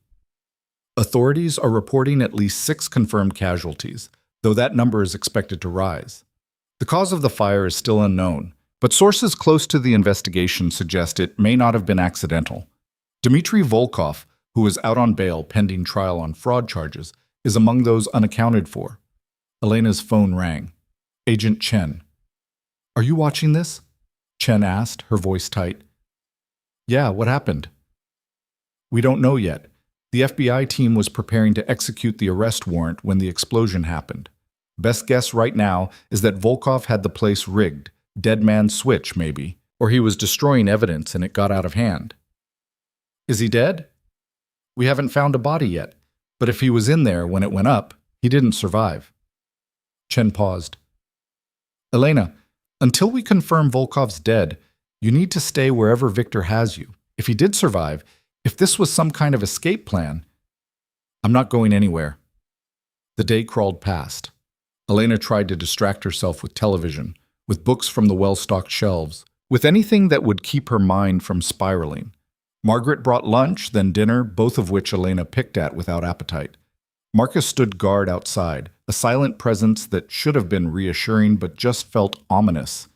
Victor called at 8 p.m. They found Volkov, he said without preamble. Elena's heart stopped. Alive? No. He was in his office when the fire started. According to the forensics team, he'd been dead before the flames reached him. Bullet wound to the head, close range. Someone killed him? Who? The working theory is suicide. He knew the FBI was coming, knew he was looking at life in prison. Rather than face that, he destroyed the evidence and himself with it. Elena sat down hard on the couch. Do you believe that? Victor was quiet for a moment. I believe he's dead. The why matters less than the result. Which is you're safe. The trafficking network is dismantled. Morrison's in prison. Volkov's dead and everyone else involved is either arrested or running scared. His voice softened slightly. It's over, Elena. You can go home. Home. The word felt strange. Elena didn't have a home anymore. Her apartment had been given up when she'd moved to the hotel. Her job at Murphy's Diner long abandoned. She had nothing except the clothes on her back and a father she barely knew. Where is home exactly? She asked. Wherever you want it to be. The hotel, if you want space. My place if you want family. Or I can set you up in your own apartment, help you figure out what comes next. What comes next? Elena had spent so long focused on survival, on justice for her mother, on stopping Morrison that she'd never thought about after. What did after look like? I don't know, she admitted. I don't know what I want. Then take your time figuring it out. You've earned that. They hung up, and Elena sat in the silent house watching the news coverage of Volkov's death. Suicide, the reporters were saying now, coward's way out. Justice denied. She wondered if they were right, or if Victor's careful non-answer meant something else entirely. She wondered if she wanted to know. Marcus drove her back to the city the next morning. The hotel suite felt smaller than she remembered. The luxury that had seemed overwhelming now just empty space with nice furniture. Elena stood by the window looking out at the skyline and felt completely untethered. Her phone buzzed with messages she'd been ignoring. Friends from college asking if she was okay, if the Elena Cross on the news was really her. Former coworkers from the diner expressing support. A few reporters trying to get interviews. And one from a number she didn't recognize. "This is Amy Reeves's mother. Thank you for helping get justice for my daughter." Elena stared at that message for a long time. Amy's mother. She hadn't even known Amy had a mother out there. Someone who'd been looking for her, grieving her. She typed back, "I'm so sorry I couldn't save her. I was too young to understand what was happening." The response came quickly. "You were a child. It wasn't your responsibility. But you gave me answers I've needed for 23 years. That's everything." Elena's eyes burned. She set the phone down and let herself cry. Really cry. For the first time since Morrison's conviction. For Amy. For all the other children who hadn't survived. For her mother who had died trying to help. For herself. For the childhood that had been stolen and could never be returned.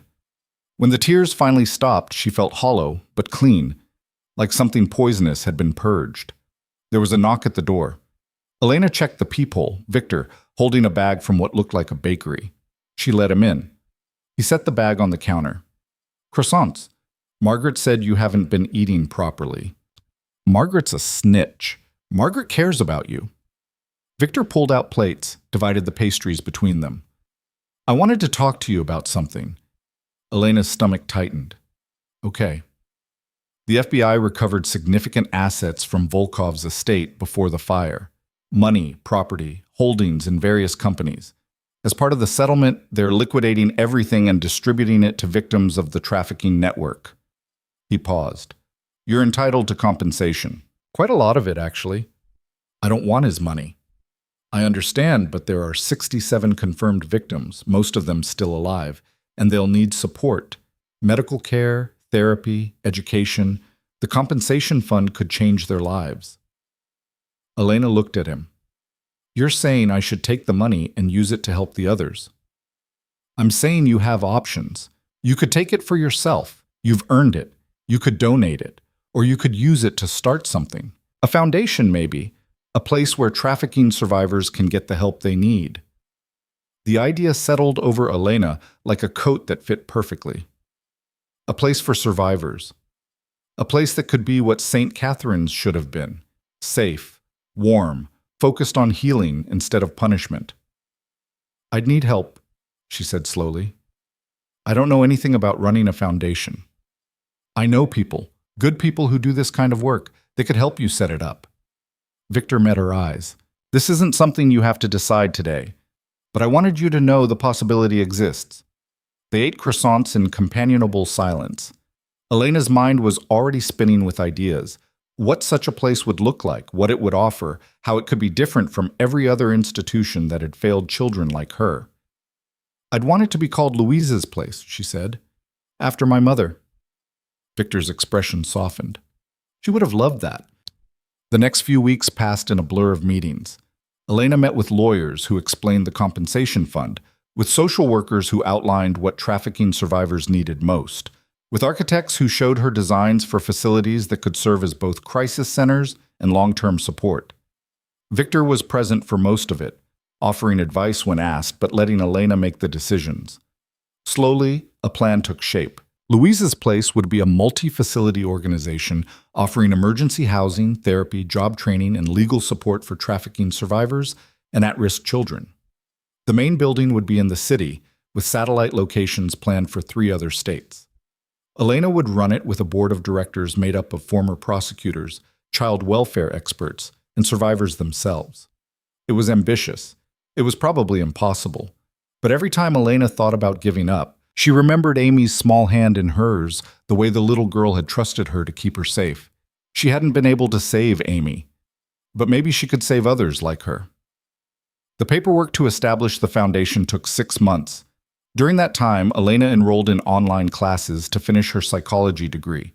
She met with survivors who'd aged out of the system, hearing their stories, and learning what had helped them and what had failed. She worked with Victor's contacts to identify properties that could be converted into safe houses. And she learned to live with her father. It wasn't smooth, They argued about his continued illegal activities. Elena knew he was still involved in things that would put him in prison, and she hated it even as she understood it. They argued about how much security Louise's place needed, with Victor insisting on armed guards and Elena pushing back on creating a fortress that would terrify the kids they were trying to help. They argued about her dating when she started seeing someone, a lawyer she'd met through the foundation work. But they also learned each other's rhythms. Victor's dry humor that appeared in unexpected moments. Elena's stubborn refusal to back down from anything she believed in. They had dinner together twice a week, usually at Victor's place, where he'd learned to cook 3 dishes competently, and Elena pretended not to notice when he ordered takeout and transferred it to his own plates. They were figuring it out. Family, whatever that meant. Morrison's formal sentencing happened 8 months after the verdict. Elena attended, sitting in the same gallery where she'd watched the trial. Morrison was brought in looking smaller somehow, diminished by months in county jail awaiting transfer to federal prison. The judge read the sentence. 3 consecutive life terms without possibility of parole. Morrison would die behind bars. There would be no appeals, no second chances, no redemption arc. When the bailiff led him away, Morrison looked at Elena one last time. She met his gaze steadily, no longer the frightened child he'd terrorized. She was Elena Cross, survivor and advocate. She was Louise Martin's daughter. She was Victor Moreau's daughter. And she was done being afraid. Outside the courthouse, reporters swarmed her. Elena had gotten better at handling them, at controlling the narrative. "How do you feel about the sentence, Joanne?" someone shouted. "I feel like justice was served, not just for my mother, but for every child Morrison hurt." Elena paused, looked directly at the cameras. "But justice isn't enough. We need to make sure this can never happen again. That's why I'm opening Louise's place, a comprehensive support center for trafficking survivors. We're hiring counselors, caseworkers, and legal advocates. And we're looking for volunteers. If you want to be part of making sure no child falls through the cracks again, visit our website, She rattled off the URL, then turned and walked away before they could ask more questions. Victor was waiting by the car, Marcus beside him. "That was a good speech," Victor said as they drove away. "I've been practicing." It showed, in a good way. Elena looked out the window at the city passing by. Somewhere in one of these buildings, there was probably a child who needed help right now. A child scared and alone and convinced nobody cared. Louise's place would open in 3 months. It wouldn't save everyone. It wouldn't undo the damage that had already been done. But it would be there. A light in the darkness. A place that proved somebody did care. That night, Elena sat in her apartment, her own place now, not borrowed or temporary, and wrote in the journal her therapist had suggested she keep. She wrote about Amy, about the other children from St. Catherine's whose names she'd never learned. She wrote about her mother's courage and her father's complicated morality. She wrote about Morrison rotting in prison and Volkov dead in his burning estate. And she wrote about hope. The fragile, stubborn kind that refused to die even when everything else did. The last entry on the page was simple. "Tomorrow, I start building something good out of all this broken. That has to mean something. It has to be enough." She closed the journal and looked at the ring on her finger. The inscription was still too worn to read completely, but she knew what it said now. Eternal Love, V&L. 2002. Her parents had loved each other. They'd created her out of that love. And even though everything that followed was violence and loss and pain, that original truth remained. She was wanted, she was loved, and she was finally, after 23 years, home. The morning Louise's place officially opened, Elena stood in the lobby and watched families arrive. Former traffickers, survivors bringing their children to the after-school program. A teenage girl fleeing an abusive situation getting checked into emergency housing. A young boy clutching a social worker's hand, his eyes wide with the kind of fear Elena recognized in her bones. She walked over to him, crouched down to his eye level. "Hi, I'm Elena. What's your name?" The boy looked at the social worker, who nodded encouragement. "Marcus," he whispered. Elena smiled. "That's a strong name. Marcus, you know what this place is?" He shook his head. "It's somewhere safe. Somewhere nobody's going to hurt you, and there are people here whose whole job is to make sure you're okay." She touched the ring on her finger, the one that had started everything. I know you're scared, but you're not alone anymore. I promise. Marcus's grip on the social worker's hand loosened slightly. It wasn't much, but it was a start. Victor appeared beside Elena as the social worker led Marcus deeper into the building. He didn't say anything, just stood with her and watched the activity swirling through the space they'd built together. Your mother would be proud, he said finally. Yeah, Elena agreed, her throat tight. I think she would be. They stood together in the lobby of Louise's place, surrounded by the kind of hope that only existed because someone had refused to give up, the kind that survived trauma and fought back against darkness, the kind that said even when everything was broken, something good could still be built from the pieces. Elena had spent 23 years searching for where she belonged. She'd finally found it. 3 weeks after Louise's place opened, Elena got a call that changed everything again. She was in her office reviewing intake forms when her assistant knocked on the door. Sarah was 24, a former foster kid who'd aged out of the system and fought her way through community college. She had purple hair and a nose ring and didn't trust easily, which made her perfect for vetting the endless stream of people who wanted access to the kids. There's a woman here, Sarah said.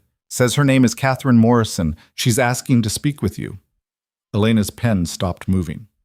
Morrison? As in Director Morrison's wife. I checked her ID. It's legit.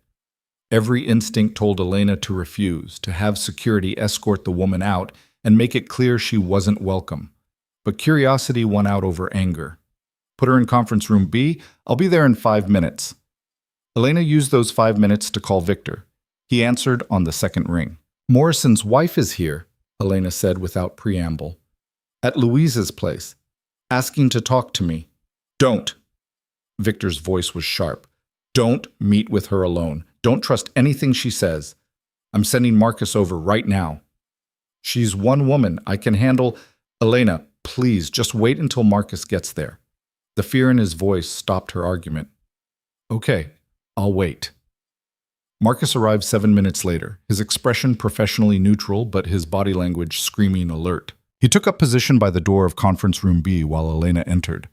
Catherine Morrison sat at the table looking nothing like Elena had expected. She was maybe 60, with gray hair cut short and practical clothing that belonged in a church basement, not a crime lord's family. Her hands were folded on the table, no jewelry except a simple gold band on her ring finger. When she looked up, her eyes were red-rimmed. Miss Cross, thank you for seeing me. Elena sat across from her, keeping the table between them. You have 5 minutes. I know what my husband did. Catherine's voice was steady despite the tears tracking down her face. I know he hurt children, sold them, killed your mother. I know he's a monster, and I know saying I'm sorry doesn't mean anything, but I had to come here anyway. Why? Because I need you to know I didn't know, not at first. Not until it was too late. Catherine's hands twisted together. We were married 32 years. I thought he was a good man doing good work. And by the time I realized what he really was, I was too scared to leave. Elena's jaw clenched. You knew about the trafficking. I found out 12 years ago. I saw documents he'd left out, files with children's photos and prices written on them like they were livestock. Catherine's voice cracked. I confronted him. He said if I told anyone, he'd make sure I disappeared just like Louise Martin did. He described what he'd done to her, every detail, so I could know exactly what would happen to me if I spoke up. So you stayed quiet while more children were hurt? Yes.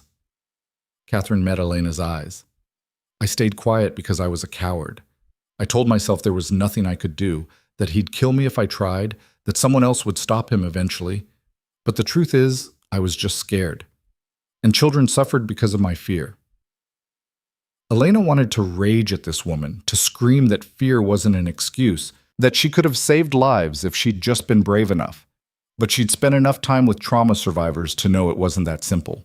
Abuse broke people in complicated ways, made them complicit in their own cages. Why are you telling me this now? Elena asked.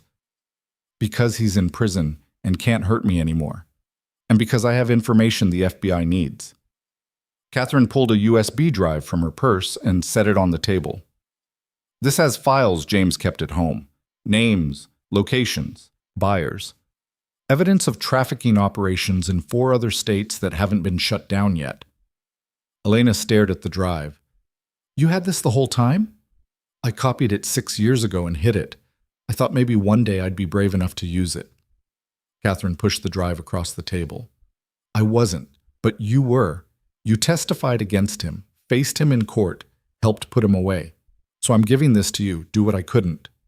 Elena took the drive, her hand shaking slightly. The FBI should have this directly. I tried. I went to Agent Chen's office before I came here. She said any evidence from a spouse might be challenged in court, that I'd have to testify, that James's lawyers would tear me apart. Catherine's voice dropped. I can't do that.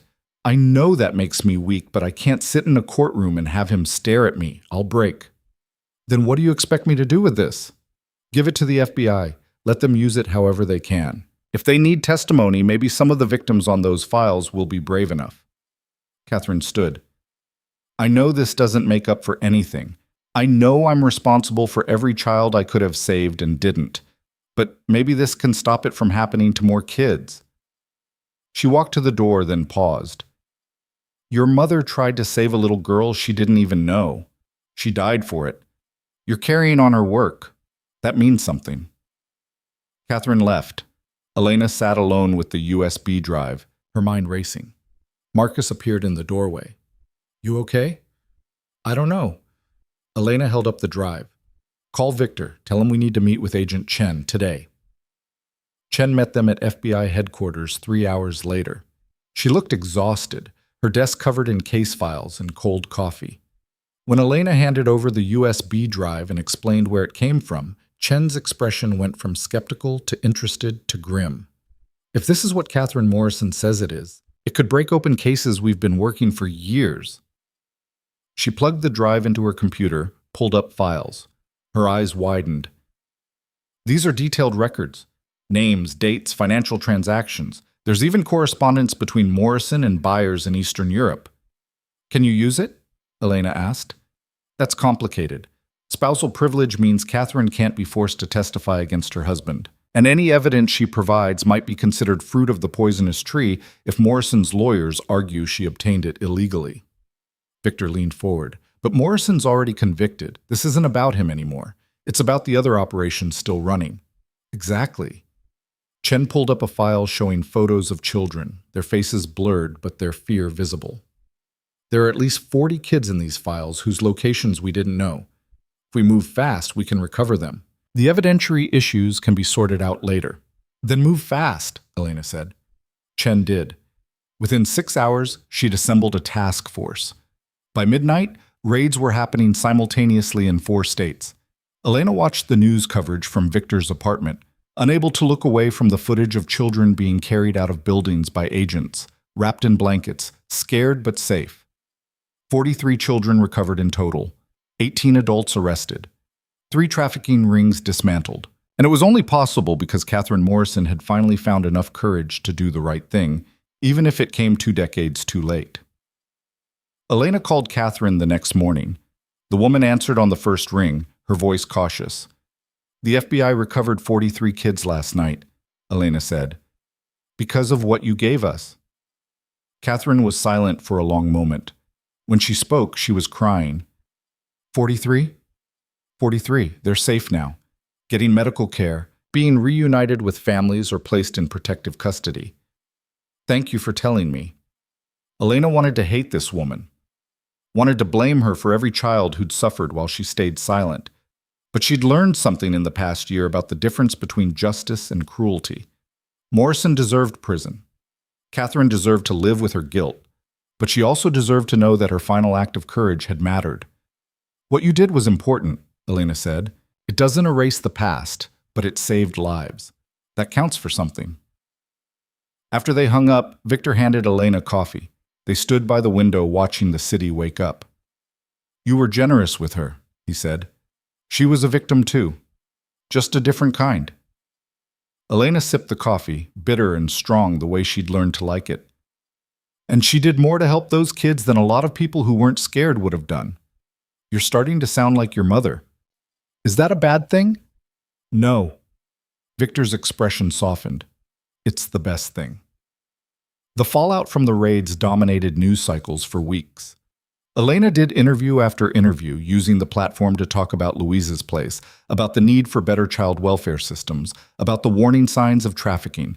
She hated being in the spotlight, but she was good at it, at taking her pain and turning it into something that might prevent someone else's pain. It was exhausting, but it worked. Donations poured into Louise's place. Volunteers signed up faster than they could be processed. 3 other cities reached out asking how to replicate the model in their communities. 2 months after the raids, Elena was in her office when Sarah knocked again. There's a girl here asking for you specifically. Says her name is Rachel Morrison. Elena's stomach dropped. Morrison has a daughter? Apparently. She's 17, been in foster care since he was arrested. Sarah hesitated. She seems really scared. Keeps saying she needs to talk to you, that nobody else will understand. Elena found Rachel in the same conference room where she'd met Catherine. The girl was thin, with dark hair and her father's eyes. She sat hunched in on herself like she was trying to take up as little space as possible. Rachel, I'm Elena. The girl looked up, and Elena saw tears streaming down her face. He's my father, but I hate him. I've hated him since I was 12 and figured out what he really did. But everyone keeps treating me like I'm guilty too. Like I'm going to turn into him. Elena's heart cracked. She'd been so focused on the children Morrison had hurt directly that she'd never thought about the collateral damage, the daughter who had to live with his name. You're not your father, Elena said, sitting down across from her. You're not responsible for his choices. But I knew. Rachel's voice broke. Not everything, but I knew something was wrong. The way he talked about the kids at St. Catherine's, like they were things instead of people. The way my mom would flinch when he came home. And I never said anything because I was scared. How old were you when you started noticing? 10? Maybe 11? Rachel, you were a child. Children aren't responsible for stopping adult criminals, especially when those criminals are their parents. But you did. You testified against him. I was 23 when I testified, and I only found out what he'd done a few months before that. You can't compare our situations. Rachel wiped her eyes. My foster family is nice, but they don't know what to say to me. Nobody does. The kids at school found out who my dad is, and now they either avoid me or ask horrible questions. My therapist keeps talking about forgiveness and healing, but I don't want to forgive him. I want to make sure nobody ever thinks I'm like him. Elena understood that need in her bones. The need to prove you weren't defined by the worst thing someone else had done. What do you want to do after you graduate? She asked. I want to be a social worker. I want to help kids who are stuck in bad situations. Rachel met her eyes. Like the ones my father hurt. I know that probably sounds stupid. It doesn't sound stupid. It sounds like you're trying to take something terrible and turn it into something good. Elena paused. We have a summer internship program here at Louise's place. It's competitive, but if you're interested, I can make sure your application gets serious consideration. Rachel's expression transformed. Really? You'd let me work here? If you're qualified and committed, yes. We need people who understand what these kids have been through, who can meet them where they are instead of where we wish they were. I'm committed. I promise. I'll work harder than anyone. I believe you. Elena stood. Give your application to Sarah at the front desk. We'll review it with the rest.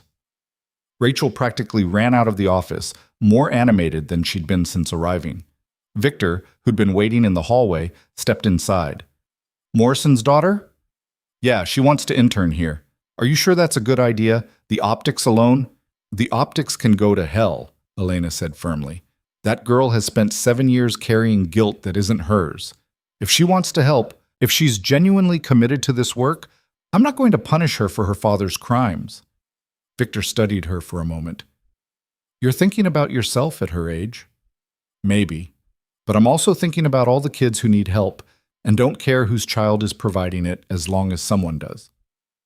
Rachel started her internship in June. She was quiet at first, nervous around the other staff, terrified of making mistakes.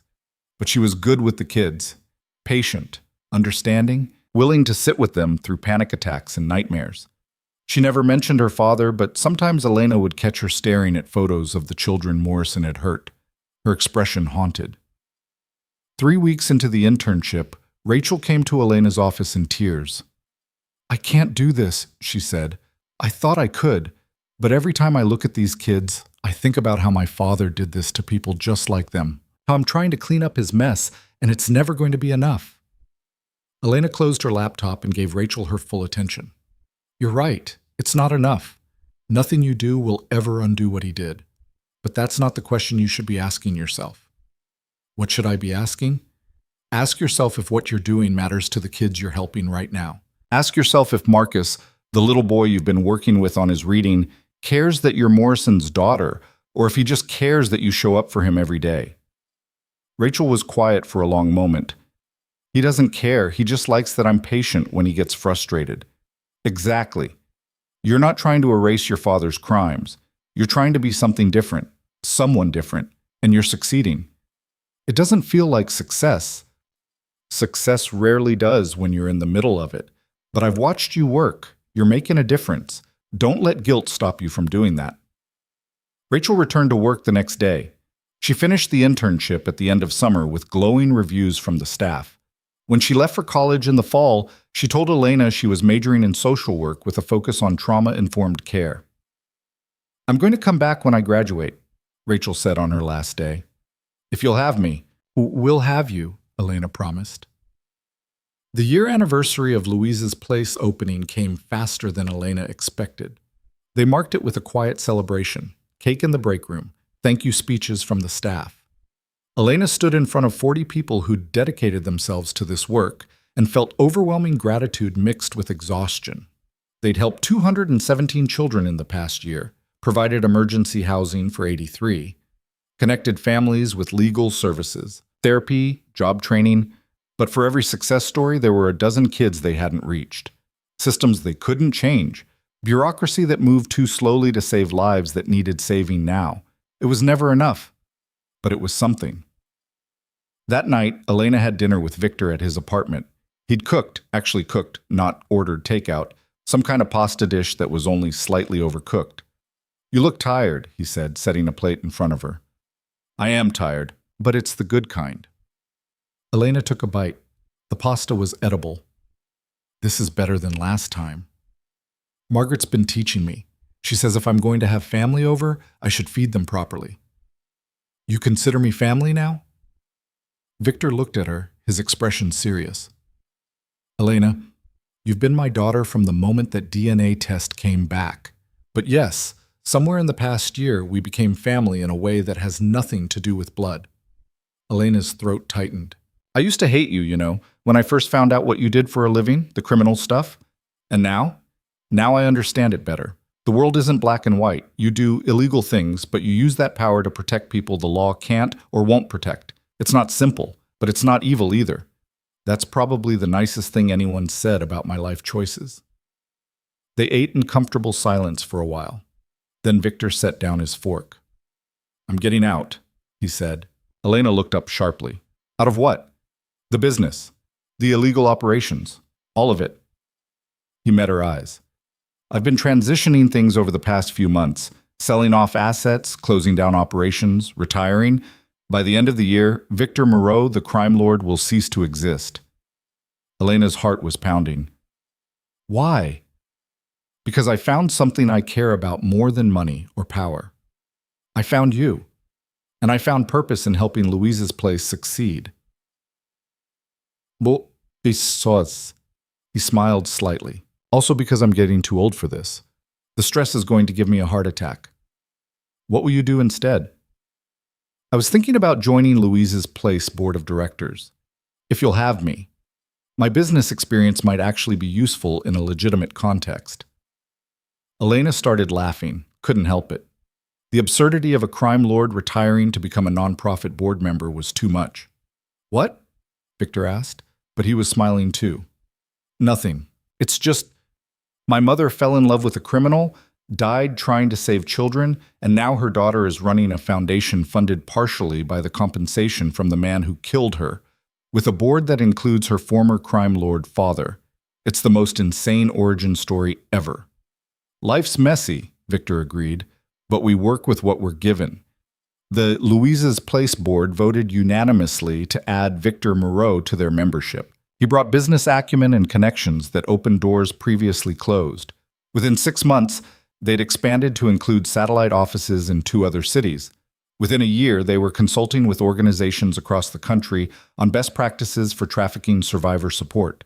Elena finished her psychology degree and immediately started a master's program in social work. She hired more staff, built more programs, fought with city officials and federal agencies to change policies that harmed the kids they were trying to help. It was the hardest work she'd ever done. It was also the most meaningful. 2 years after Morrison's conviction, Elena got a letter from him. It had been screened by prison officials and forwarded through her lawyer, giving her the option to refuse it. She almost did, but curiosity won out. The letter was short, written in careful handwriting on lined paper. Elena, I don't expect forgiveness. I don't deserve it. But I wanted you to know that I think about what I did every day. About your mother, about the children, about the lives I destroyed. I tell myself that I didn't know what I was doing, that circumstances made me who I became. But that's a lie. I knew exactly what I was doing. I just didn't care because other people's pain was less important than my own comfort. You cared. You fought. You built something good out of the worst thing I ever did. That doesn't absolve me, but it does give me something to think about besides my own guilt. I hope you're happy. I hope you found peace. You deserve both. James Morrison. Elena read the letter 3 times, then filed it away. She didn't respond. Morrison didn't deserve her words, her thoughts, her energy. He'd taken enough from her already. But she did think about it.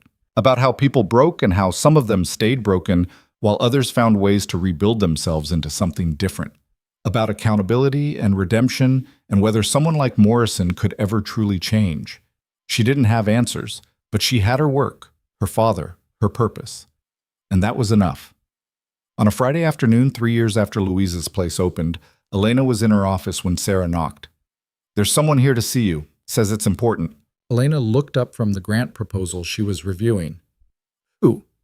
She wouldn't give her name, just said you'd remember her, said to tell you she's Amy's friend. Elena's blood ran cold. Amy's friend. Amy Reeves, the little girl Morrison had killed. The one who'd started everything when Louise tried to save her. She followed Sarah to the lobby. Standing by the window was a woman in her late 20s with blonde hair pulled back in a ponytail. When she turned around, Elena's breath caught. She knew this face, older now, but unmistakable. It was a face from her nightmares, from the dormitory at St. Catherine's. "Katie?" Elena whispered. The woman smiled, tears already streaming down her face. "You remember me." Katie Chen. She'd been 5 years old when she disappeared from St. Catherine's. Elena had been 7 and had spent weeks asking where Katie went until Sister Margaret slapped her hard enough to knock her down. Elena thought Katie was dead. Everyone from St. Catherine's was dead or scattered beyond finding. "How are you here?" Elena managed. "I was sold to a family in California. They told me I was adopted, that my parents had given me up. I believed that until I was 18 and found the sealed records." Katie's voice shook. "I saw the news coverage about Morrison's trial. Saw your name. I tried to find you, but you'd moved so many times. And then Louisa's Place opened, and I knew it had to be you." Elena crossed the lobby and pulled Katie into a hug. They stood there crying in the middle of the reception area while staff members tried not to stare. "I thought you were dead," Elena said. "I thought all of you were dead." "Some of us survived, not Amy. I heard what happened to her." Katie pulled back, wiping her eyes. "But there are others. I've been trying to find them, connect them. We have a support group now, Survivors of St. Catherine's. I came here to ask if you wanted to join." Elena had spent 3 years helping other trafficking survivors, but had never thought to look for the other children from her own past, the ones who'd shared her nightmare. "Yes," she said. "Yes, I want to join." The support group met every other Tuesday in a church basement across town. There were 8 of them total, survivors of St. Catherine's who'd made it out alive and spent the intervening years rebuilding their lives. Some had been adopted like Katie. Some had aged out of foster care like Elena. One had been recovered in a raid 5 years earlier and spent the time since in therapy. They shared stories, compared memories, cried together over the ones who hadn't made it. And slowly, Elena realized she wasn't alone in a way she hadn't even known she was lonely. "We should do something," Katie said one night after the meeting. "Something to remember the ones we lost." "Like what?" asked Marcus Torres, a 30-year-old veteran who'd been at St. Catherine's until he was 6. "A memorial, maybe? Something that says their names, that proves they mattered." The idea took root. They spent months planning, fundraising, working with city officials, and on the 5th anniversary of Morrison's conviction, they unveiled a memorial in the park 3 blocks from where St. Catherine's had once stood. It was simple, a granite wall with 67 names carved into it. The confirmed victims, the children who hadn't survived, Amy Reeves, Tommy Patterson, Lisa Chen, 64 others whose names Elena read aloud at the dedication ceremony, her voice breaking on every syllable. The memorial was attended by hundreds of people, families of victims, other survivors, FBI agents who'd worked the case, and in the back, standing quietly apart from everyone else, Rachel Morrison. After the ceremony, Rachel approached Elena. "Thank you for including me," she said quietly. "You earned it. You've been part of this community for 3 years now. I'll never stop being his daughter." "No," Elena agreed, "but you're also so much more than that. You're Rachel Morrison, social worker in training. You're someone who shows up for kids who need you. You're someone who chose to be different." Rachel nodded, tears in her eyes. "I'm applying to work here full-time after I graduate next year. If the offer still stands." "It stands. We need people like you." That night, Elena stood in front of her bathroom mirror, examining the face that looked back at her. 28 years old now, 5 years since she'd confronted Victor in a diner and started the chain of events that led here. She looked tired.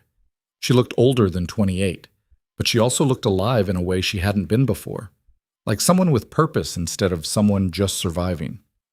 Her phone rang. "Victor, you did a good thing today," he said. "The memorial. Your mother would have loved it." I wish she could have been there. She was. In every name you read, in every person who came to remember. She started this when she tried to save Amy. You're just carrying it forward. After they hung up, Elena pulled out the box she kept hidden in her closet. Inside were the few things she'd saved from her old life. The ring, now on a chain around her neck instead of her finger. A photo of the diner where she'd met Victor. The letter from Morrison that she'd never answered. And at the bottom, a new addition. A photo from the memorial dedication. 8 survivors standing together, their arms around each other, all of them wearing buttons with Amy's face on them. They'd survived. They'd rebuilt. They'd turned their trauma into something that might prevent someone else's trauma. It wasn't revenge. It wasn't even justice. Not really. But it was something.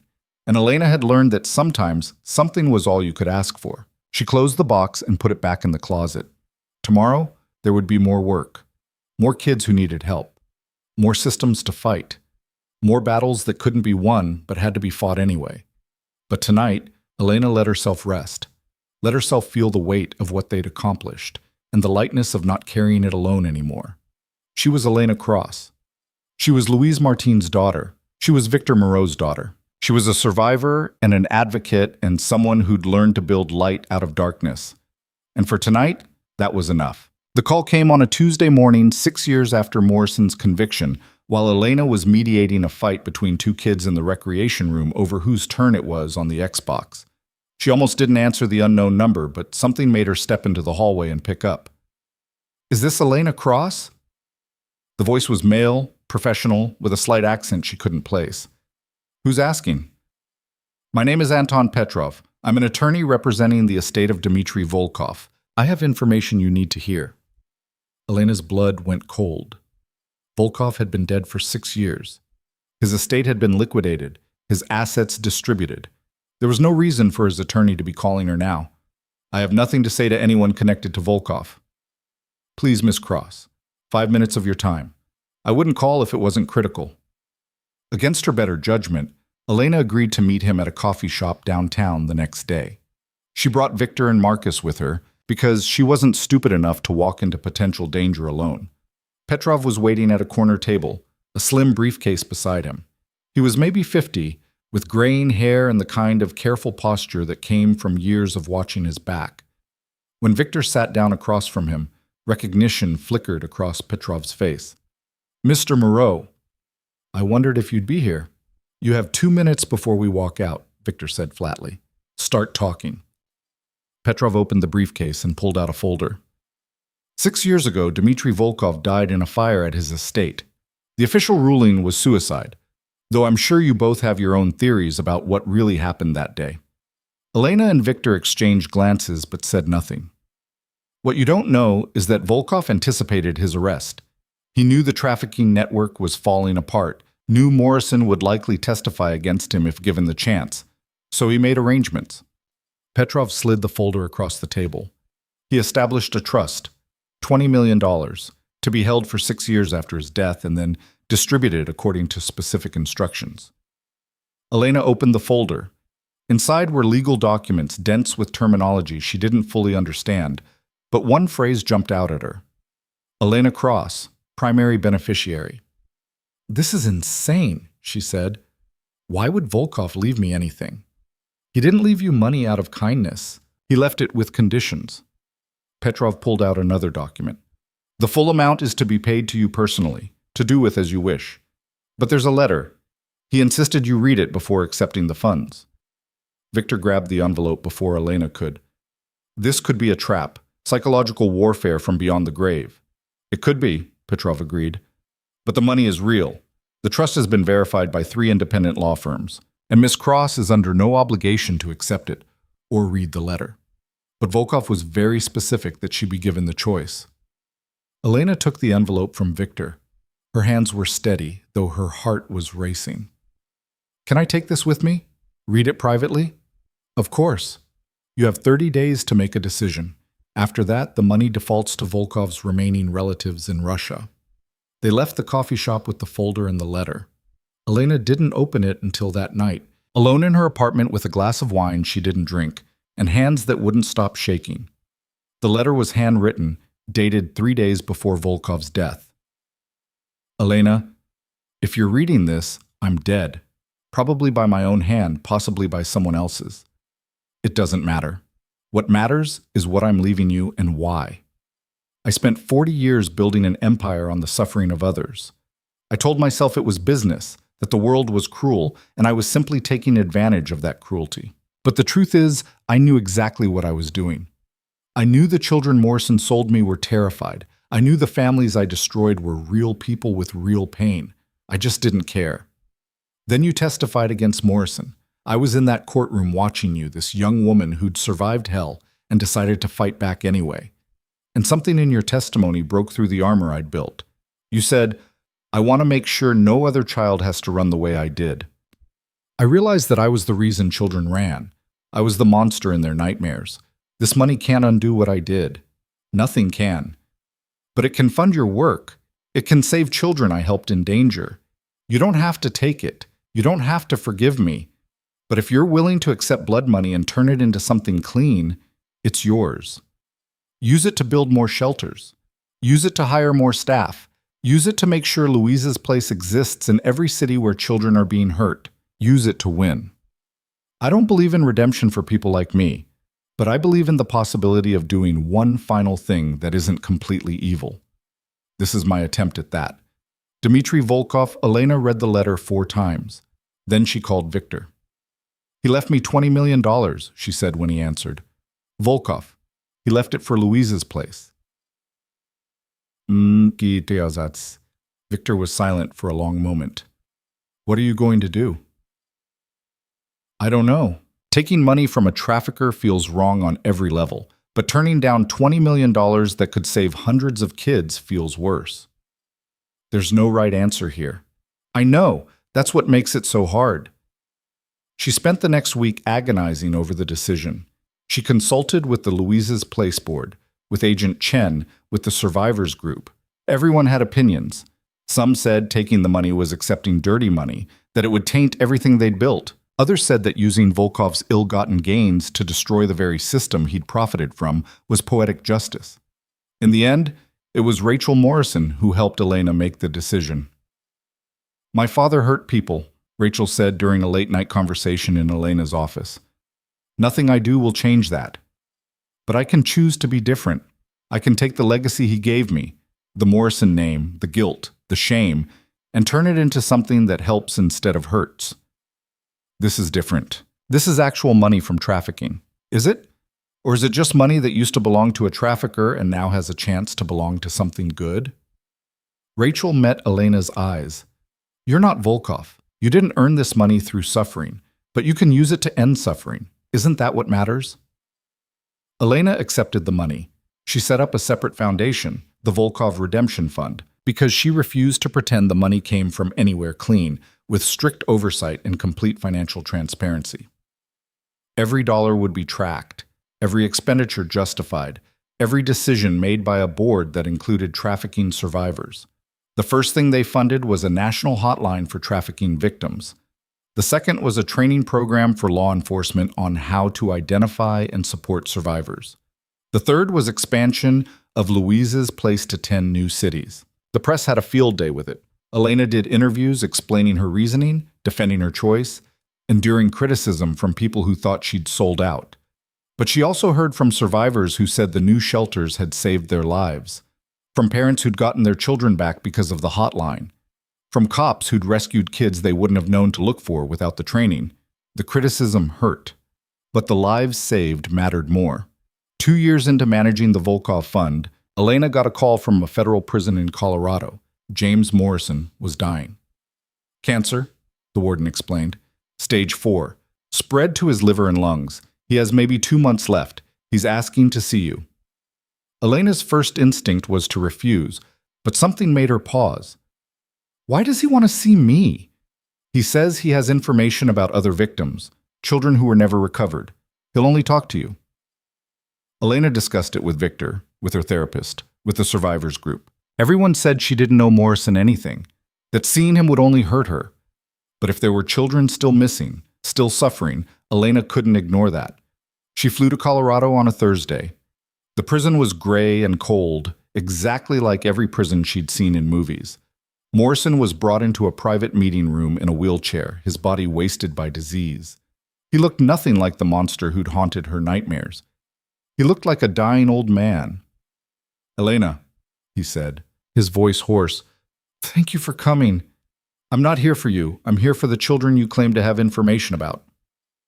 Morrison nodded slowly. I kept records. Hidden records. Names, locations, buyers. There are at least 30 children who were sold that the FBI never found. Where are these records? Buried on my property upstate. I'll tell you exactly where to dig. But first, I need you to understand something. Elena's jaw clenched. I don't need to understand anything from you. Please, just hear me out. Against her better judgment, Elena sat down. Morrison took a rattling breath. I was abused as a child. Sold, just like the kids at St. Catherine's. I spent 6 years being passed between buyers before I aged out and escaped. His hands shook in his lap. I told myself I was saving children by bringing them to St. Catherine's, that giving them food and shelter, even temporarily, was better than leaving them on the streets. You sold them. I did. Because somewhere along the way, I stopped seeing them as children and started seeing them as commodities, as things that had happened to me, so it was okay if they happened to someone else. Morrison's eyes were wet. I'm not asking for forgiveness. I'm trying to explain how someone becomes what I became, how pain turns into cruelty if you let it. Elena thought about this, about how easy it would have been for her to become bitter and cruel, how close she'd come to letting her trauma define her in the worst possible way. You had a choice, she said finally. Every single day you had a choice to be different, to break the cycle instead of perpetuating it. You chose wrong. I did. And I've had 6 years in here to understand that, to see what you've built with Louise's place, what you've done with your pain. Morrison's voice cracked. You became what I should have been. He gave her the location of the records, buried under an oak tree on property that had been seized by the government years ago. Elena left the prison without saying goodbye. The FBI excavated the site 3 days later and found exactly what Morrison had described, a waterproof container filled with files documenting trafficking transactions going back 15 years. The information led to the recovery of 14 children, now adults, who'd been sold and never reported missing because they'd already been written off by the system. Morrison died 2 weeks later. Elena didn't attend any service, didn't acknowledge his death publicly, but she did add 14 more names to the list of people Louise's place had helped save. And she thought about his words, about how pain could turn into cruelty or compassion, depending on what you chose to do with it. 5 years after accepting the Volkov money, Louise's place existed in 37 cities across the country. They'd helped over 2,000 children. The hotline had received more than 10,000 calls. The training program had been adopted by law enforcement agencies in 15 states. It still wasn't enough. It would never be enough. But it was something. Elena was 35 now, her life nothing like the scared 23-year-old serving coffee at Murphy's Diner. She had a career she believed in, a father who loved her, a community of survivors who understood her in ways no one else could.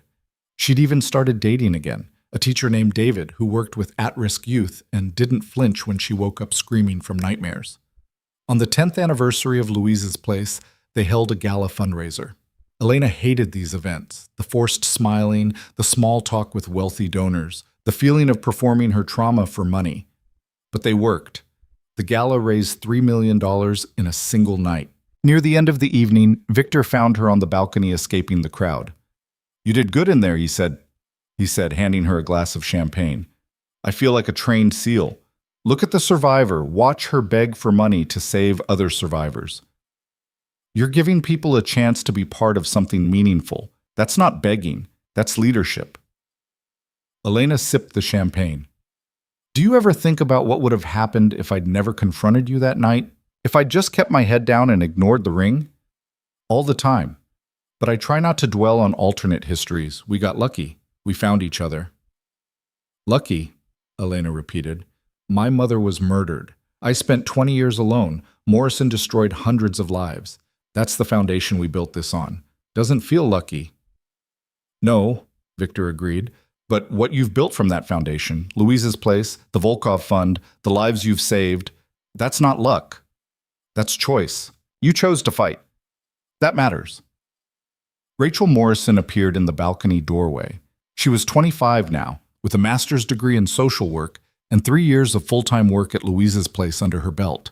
She'd become one of their best counselors, specializing in kids who'd been betrayed by parental figures.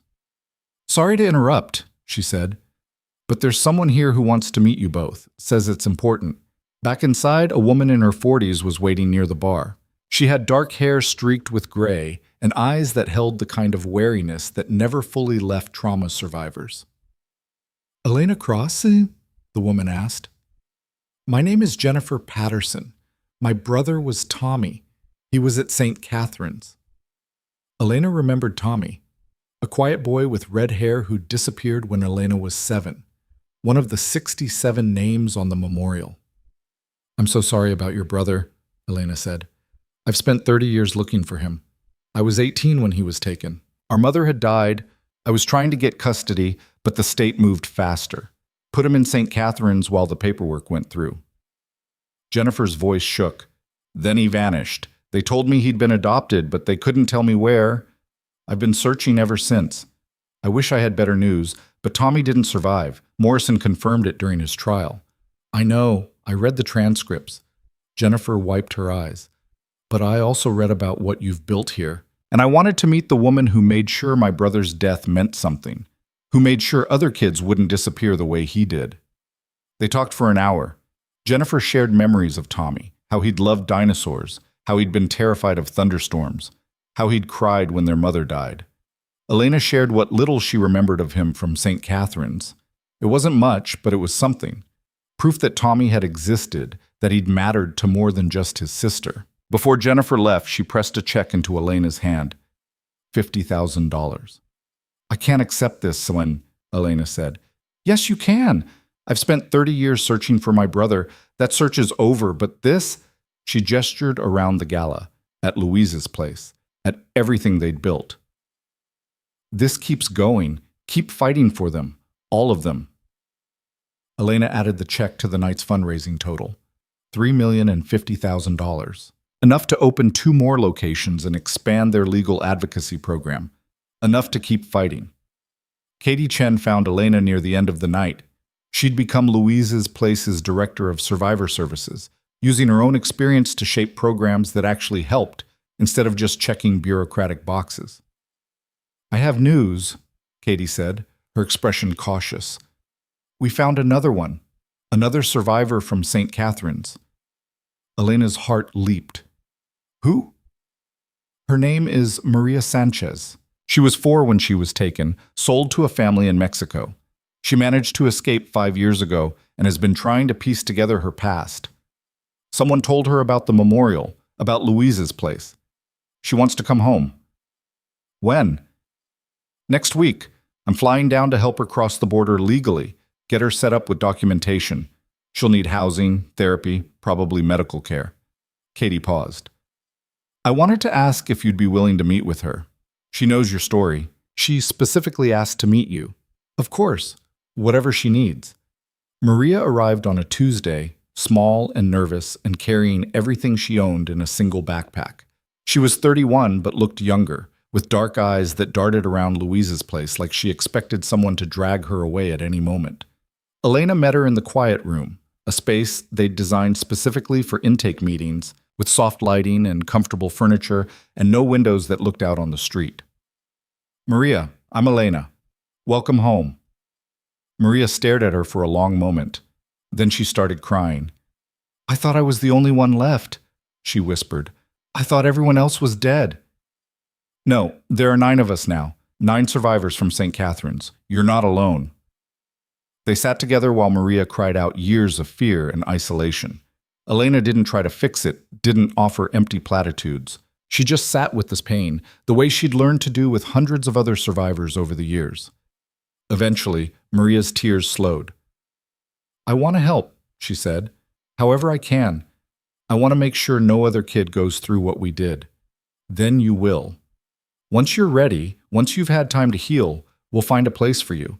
But right now, your job is just to be safe. That's enough." Maria joined the survivors group. She started therapy.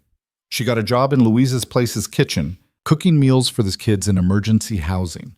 It was simple work, but it gave her purpose, gave her a reason to wake up every morning. And watching her heal, watching her rebuild, reminded Elena why this work mattered. On a cold November morning 12 years after Morrison's conviction, Elena stood at her mother's grave with Victor beside her. They'd started coming here every year on the anniversary of Louise's death, not to mourn, though there was still grief, but to report, to tell Louise what they'd accomplished in her name.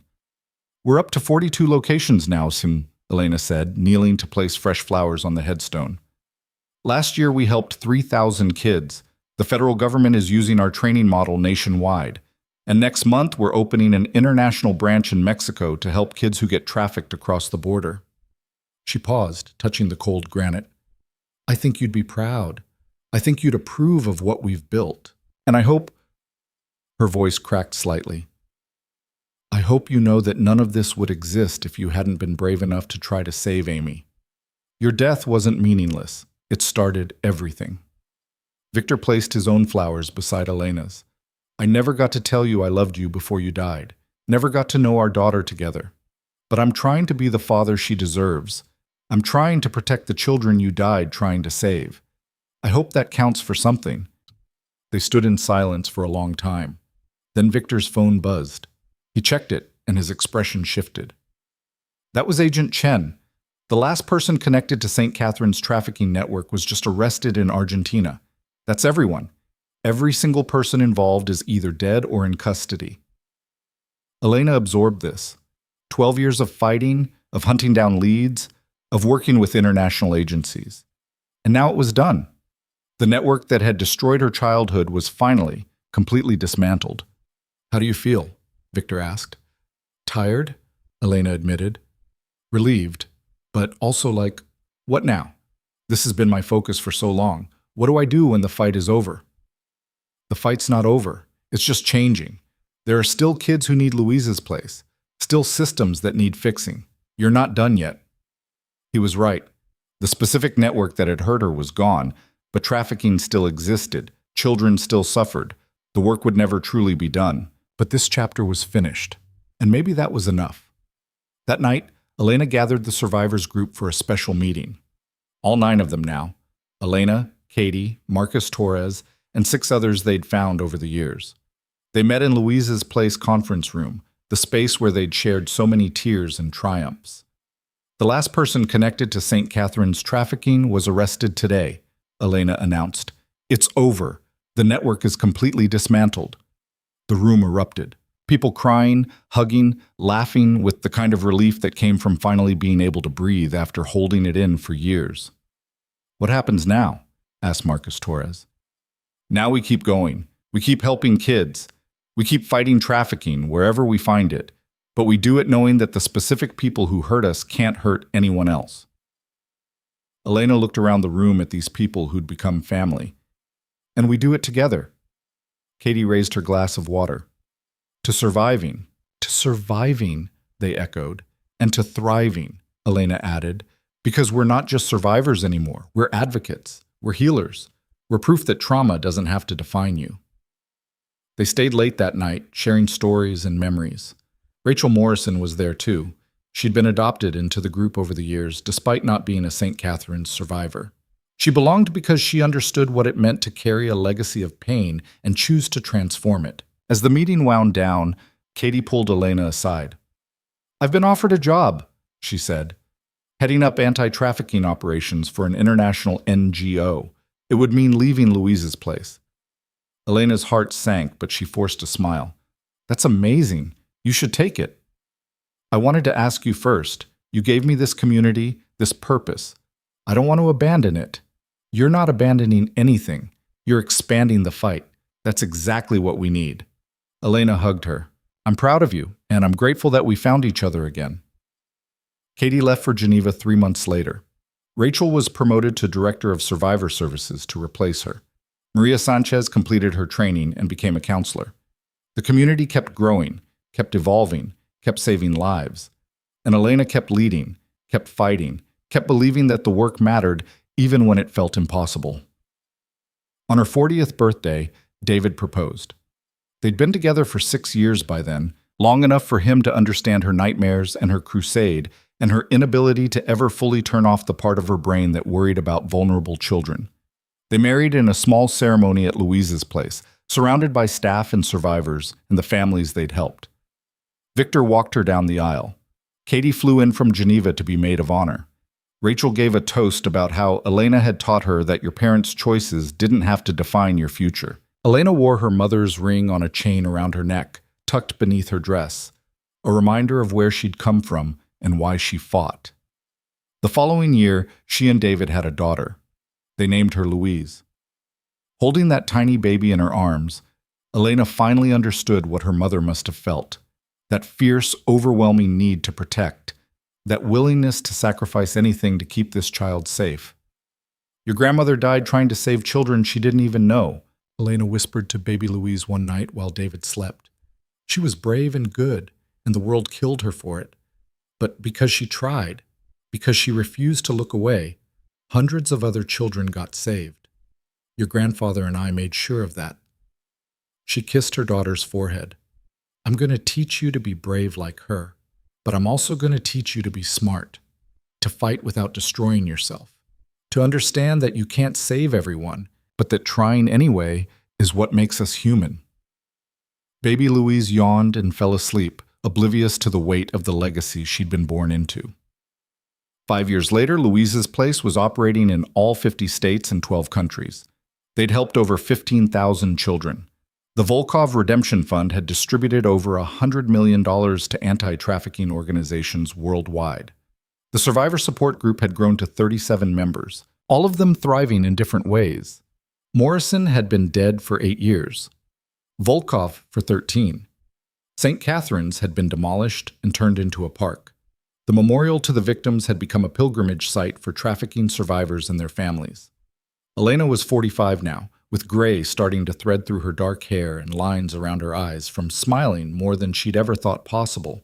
She'd written 2 books about her experience and the work of Louise's Place. She spoke at conferences, testified before Congress, advised law enforcement agencies on survivor-centered approaches.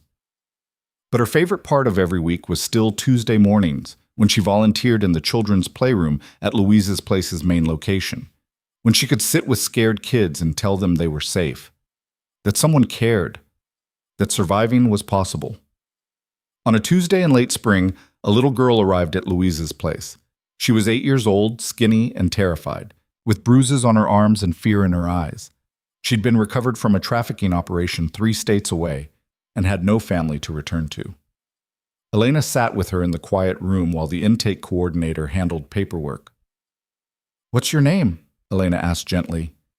"Sophie," the girl whispered. "Hi, Sophie. I'm Elena. Do you know where you are?" Sophie shook her head. "You're at a place called Louise's Place.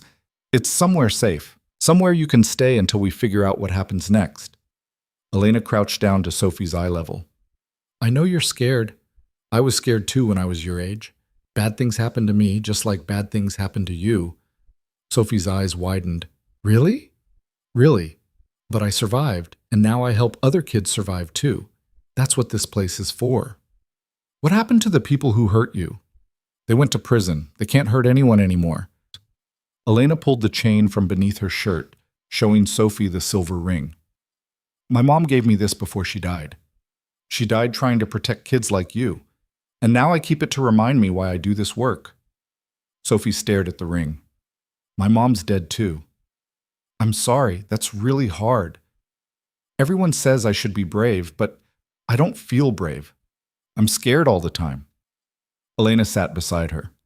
"Being brave doesn't mean you're not scared. It means you keep going even when you are scared. And you know what? You're already being brave. You survived. You're here. That takes courage." Sophie leaned against Elena's shoulder, this tiny girl carrying weight no child should have to carry. And Elena sat with her the way someone should have sat with her when she was young and scared and alone. This was the work. Not the galas or the speeches or the policy changes, though those mattered. This. Sitting with broken children and showing them that broken didn't mean destroyed, that healing was possible, that they deserved better than what they'd gotten. Sophie stayed at Louise's place for 6 months. Elena visited her twice a week, watching her slowly come back to life, teaching her that safety could be trusted, that adults could be kind, that the future didn't have to look like the past. Eventually, Sophie was placed with a foster family who'd been trained by Louise's Place staff in trauma-informed care. She cried when she left, clutching a stuffed bear Elena had given her. "Will I see you again?" Sophie asked. "Whenever you want. You're part of our family now. We don't forget our family." 2 years later, Sophie returned to Louise's Place for a visit. She was 10 now, thriving in school, talking about maybe becoming a counselor when she grew up, so she could help other kids like her. Elena watched her play with the current residents and felt something settle in her chest. Something that might have been peace. She'd spent 23 years searching for where she belonged, spent another 20 building something that gave other lost children a place to belong to. It hadn't fixed everything. Trafficking still existed. Children still suffered. The world was still full of monsters who hurt the vulnerable. But it was also full of people who fought back. People who chose compassion over cruelty. People who survived trauma and decided to use that survival to protect others. That night, Elena sat at her kitchen table with Victor, David, and 6-year-old Louise. They were having dinner, pasta with red sauce that Louise had helped make, bread from the bakery down the street, salad that nobody was eating. "Grandpa," little Louise asked, "Mommy said you used to be bad. Is that true?" Victor nearly choked on his wine. "Your mother has a very loose definition of discretion. I want her to know the truth," Elena said calmly, "that people are complicated, that bad choices don't have to define your whole life." "I made mistakes," Victor told his granddaughter carefully. "I did things I'm not proud of, but I'm trying to do better now. That's all any of us can do. Acknowledge when we've done wrong and try to do better. Like how Mommy helps kids because bad people hurt her when she was little." Exactly like that. Louise considered this. "When I grow up, I want to help kids too." Elena's throat tightened. "Then we'll teach you how." After dinner, after Louise was in bed, Elena stood at her window looking out at the city lights.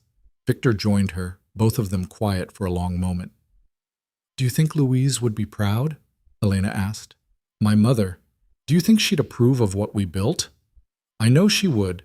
She died trying to save one child. You've saved thousands." "That's her legacy." "It's our legacy," Elena corrected. "Yours, mine, everyone who's been part of Louise's place. We built this together." "We did. But you were the catalyst. You were the one who refused to let the pain win." Elena touched the ring beneath her shirt. "Someone once told me that pain can turn into cruelty or compassion, depending on what you choose. I chose compassion. That's the only thing that separates me from Morrison, from Volkov, from all the people who hurt us. They chose cruelty. I chose differently, and that choice mattered." "Yeah," Elena said, watching the city breathe beneath them. "Yeah, it did." 27 years after Louise Martin died trying to save a child. 22 years after Elena Cross confronted a stranger about a ring and discovered she wasn't alone. 17 years after Morrison was convicted. 12 years after Louise's place opened its doors. The work continued, the fight continued, but so did the healing. So did the hope. Elena Cross had been stolen as a child, raised in trauma, and spent years surviving on nothing but stubborn will. But she'd also been found. She'd also been loved. She'd also learned that the worst thing that happened to you didn't have to be the last thing that defined you. She'd turned pain into purpose, trauma into transformation, loss into legacy. And in doing so, she'd proven something Louise Martin had believed 27 years ago when she tried to save Amy Reeves, that one person caring, one person fighting, one person refusing to look away could change everything. The scars remained. They always would. But they were proof of survival, not evidence of defeat. And that, Elena had finally learned, was enough.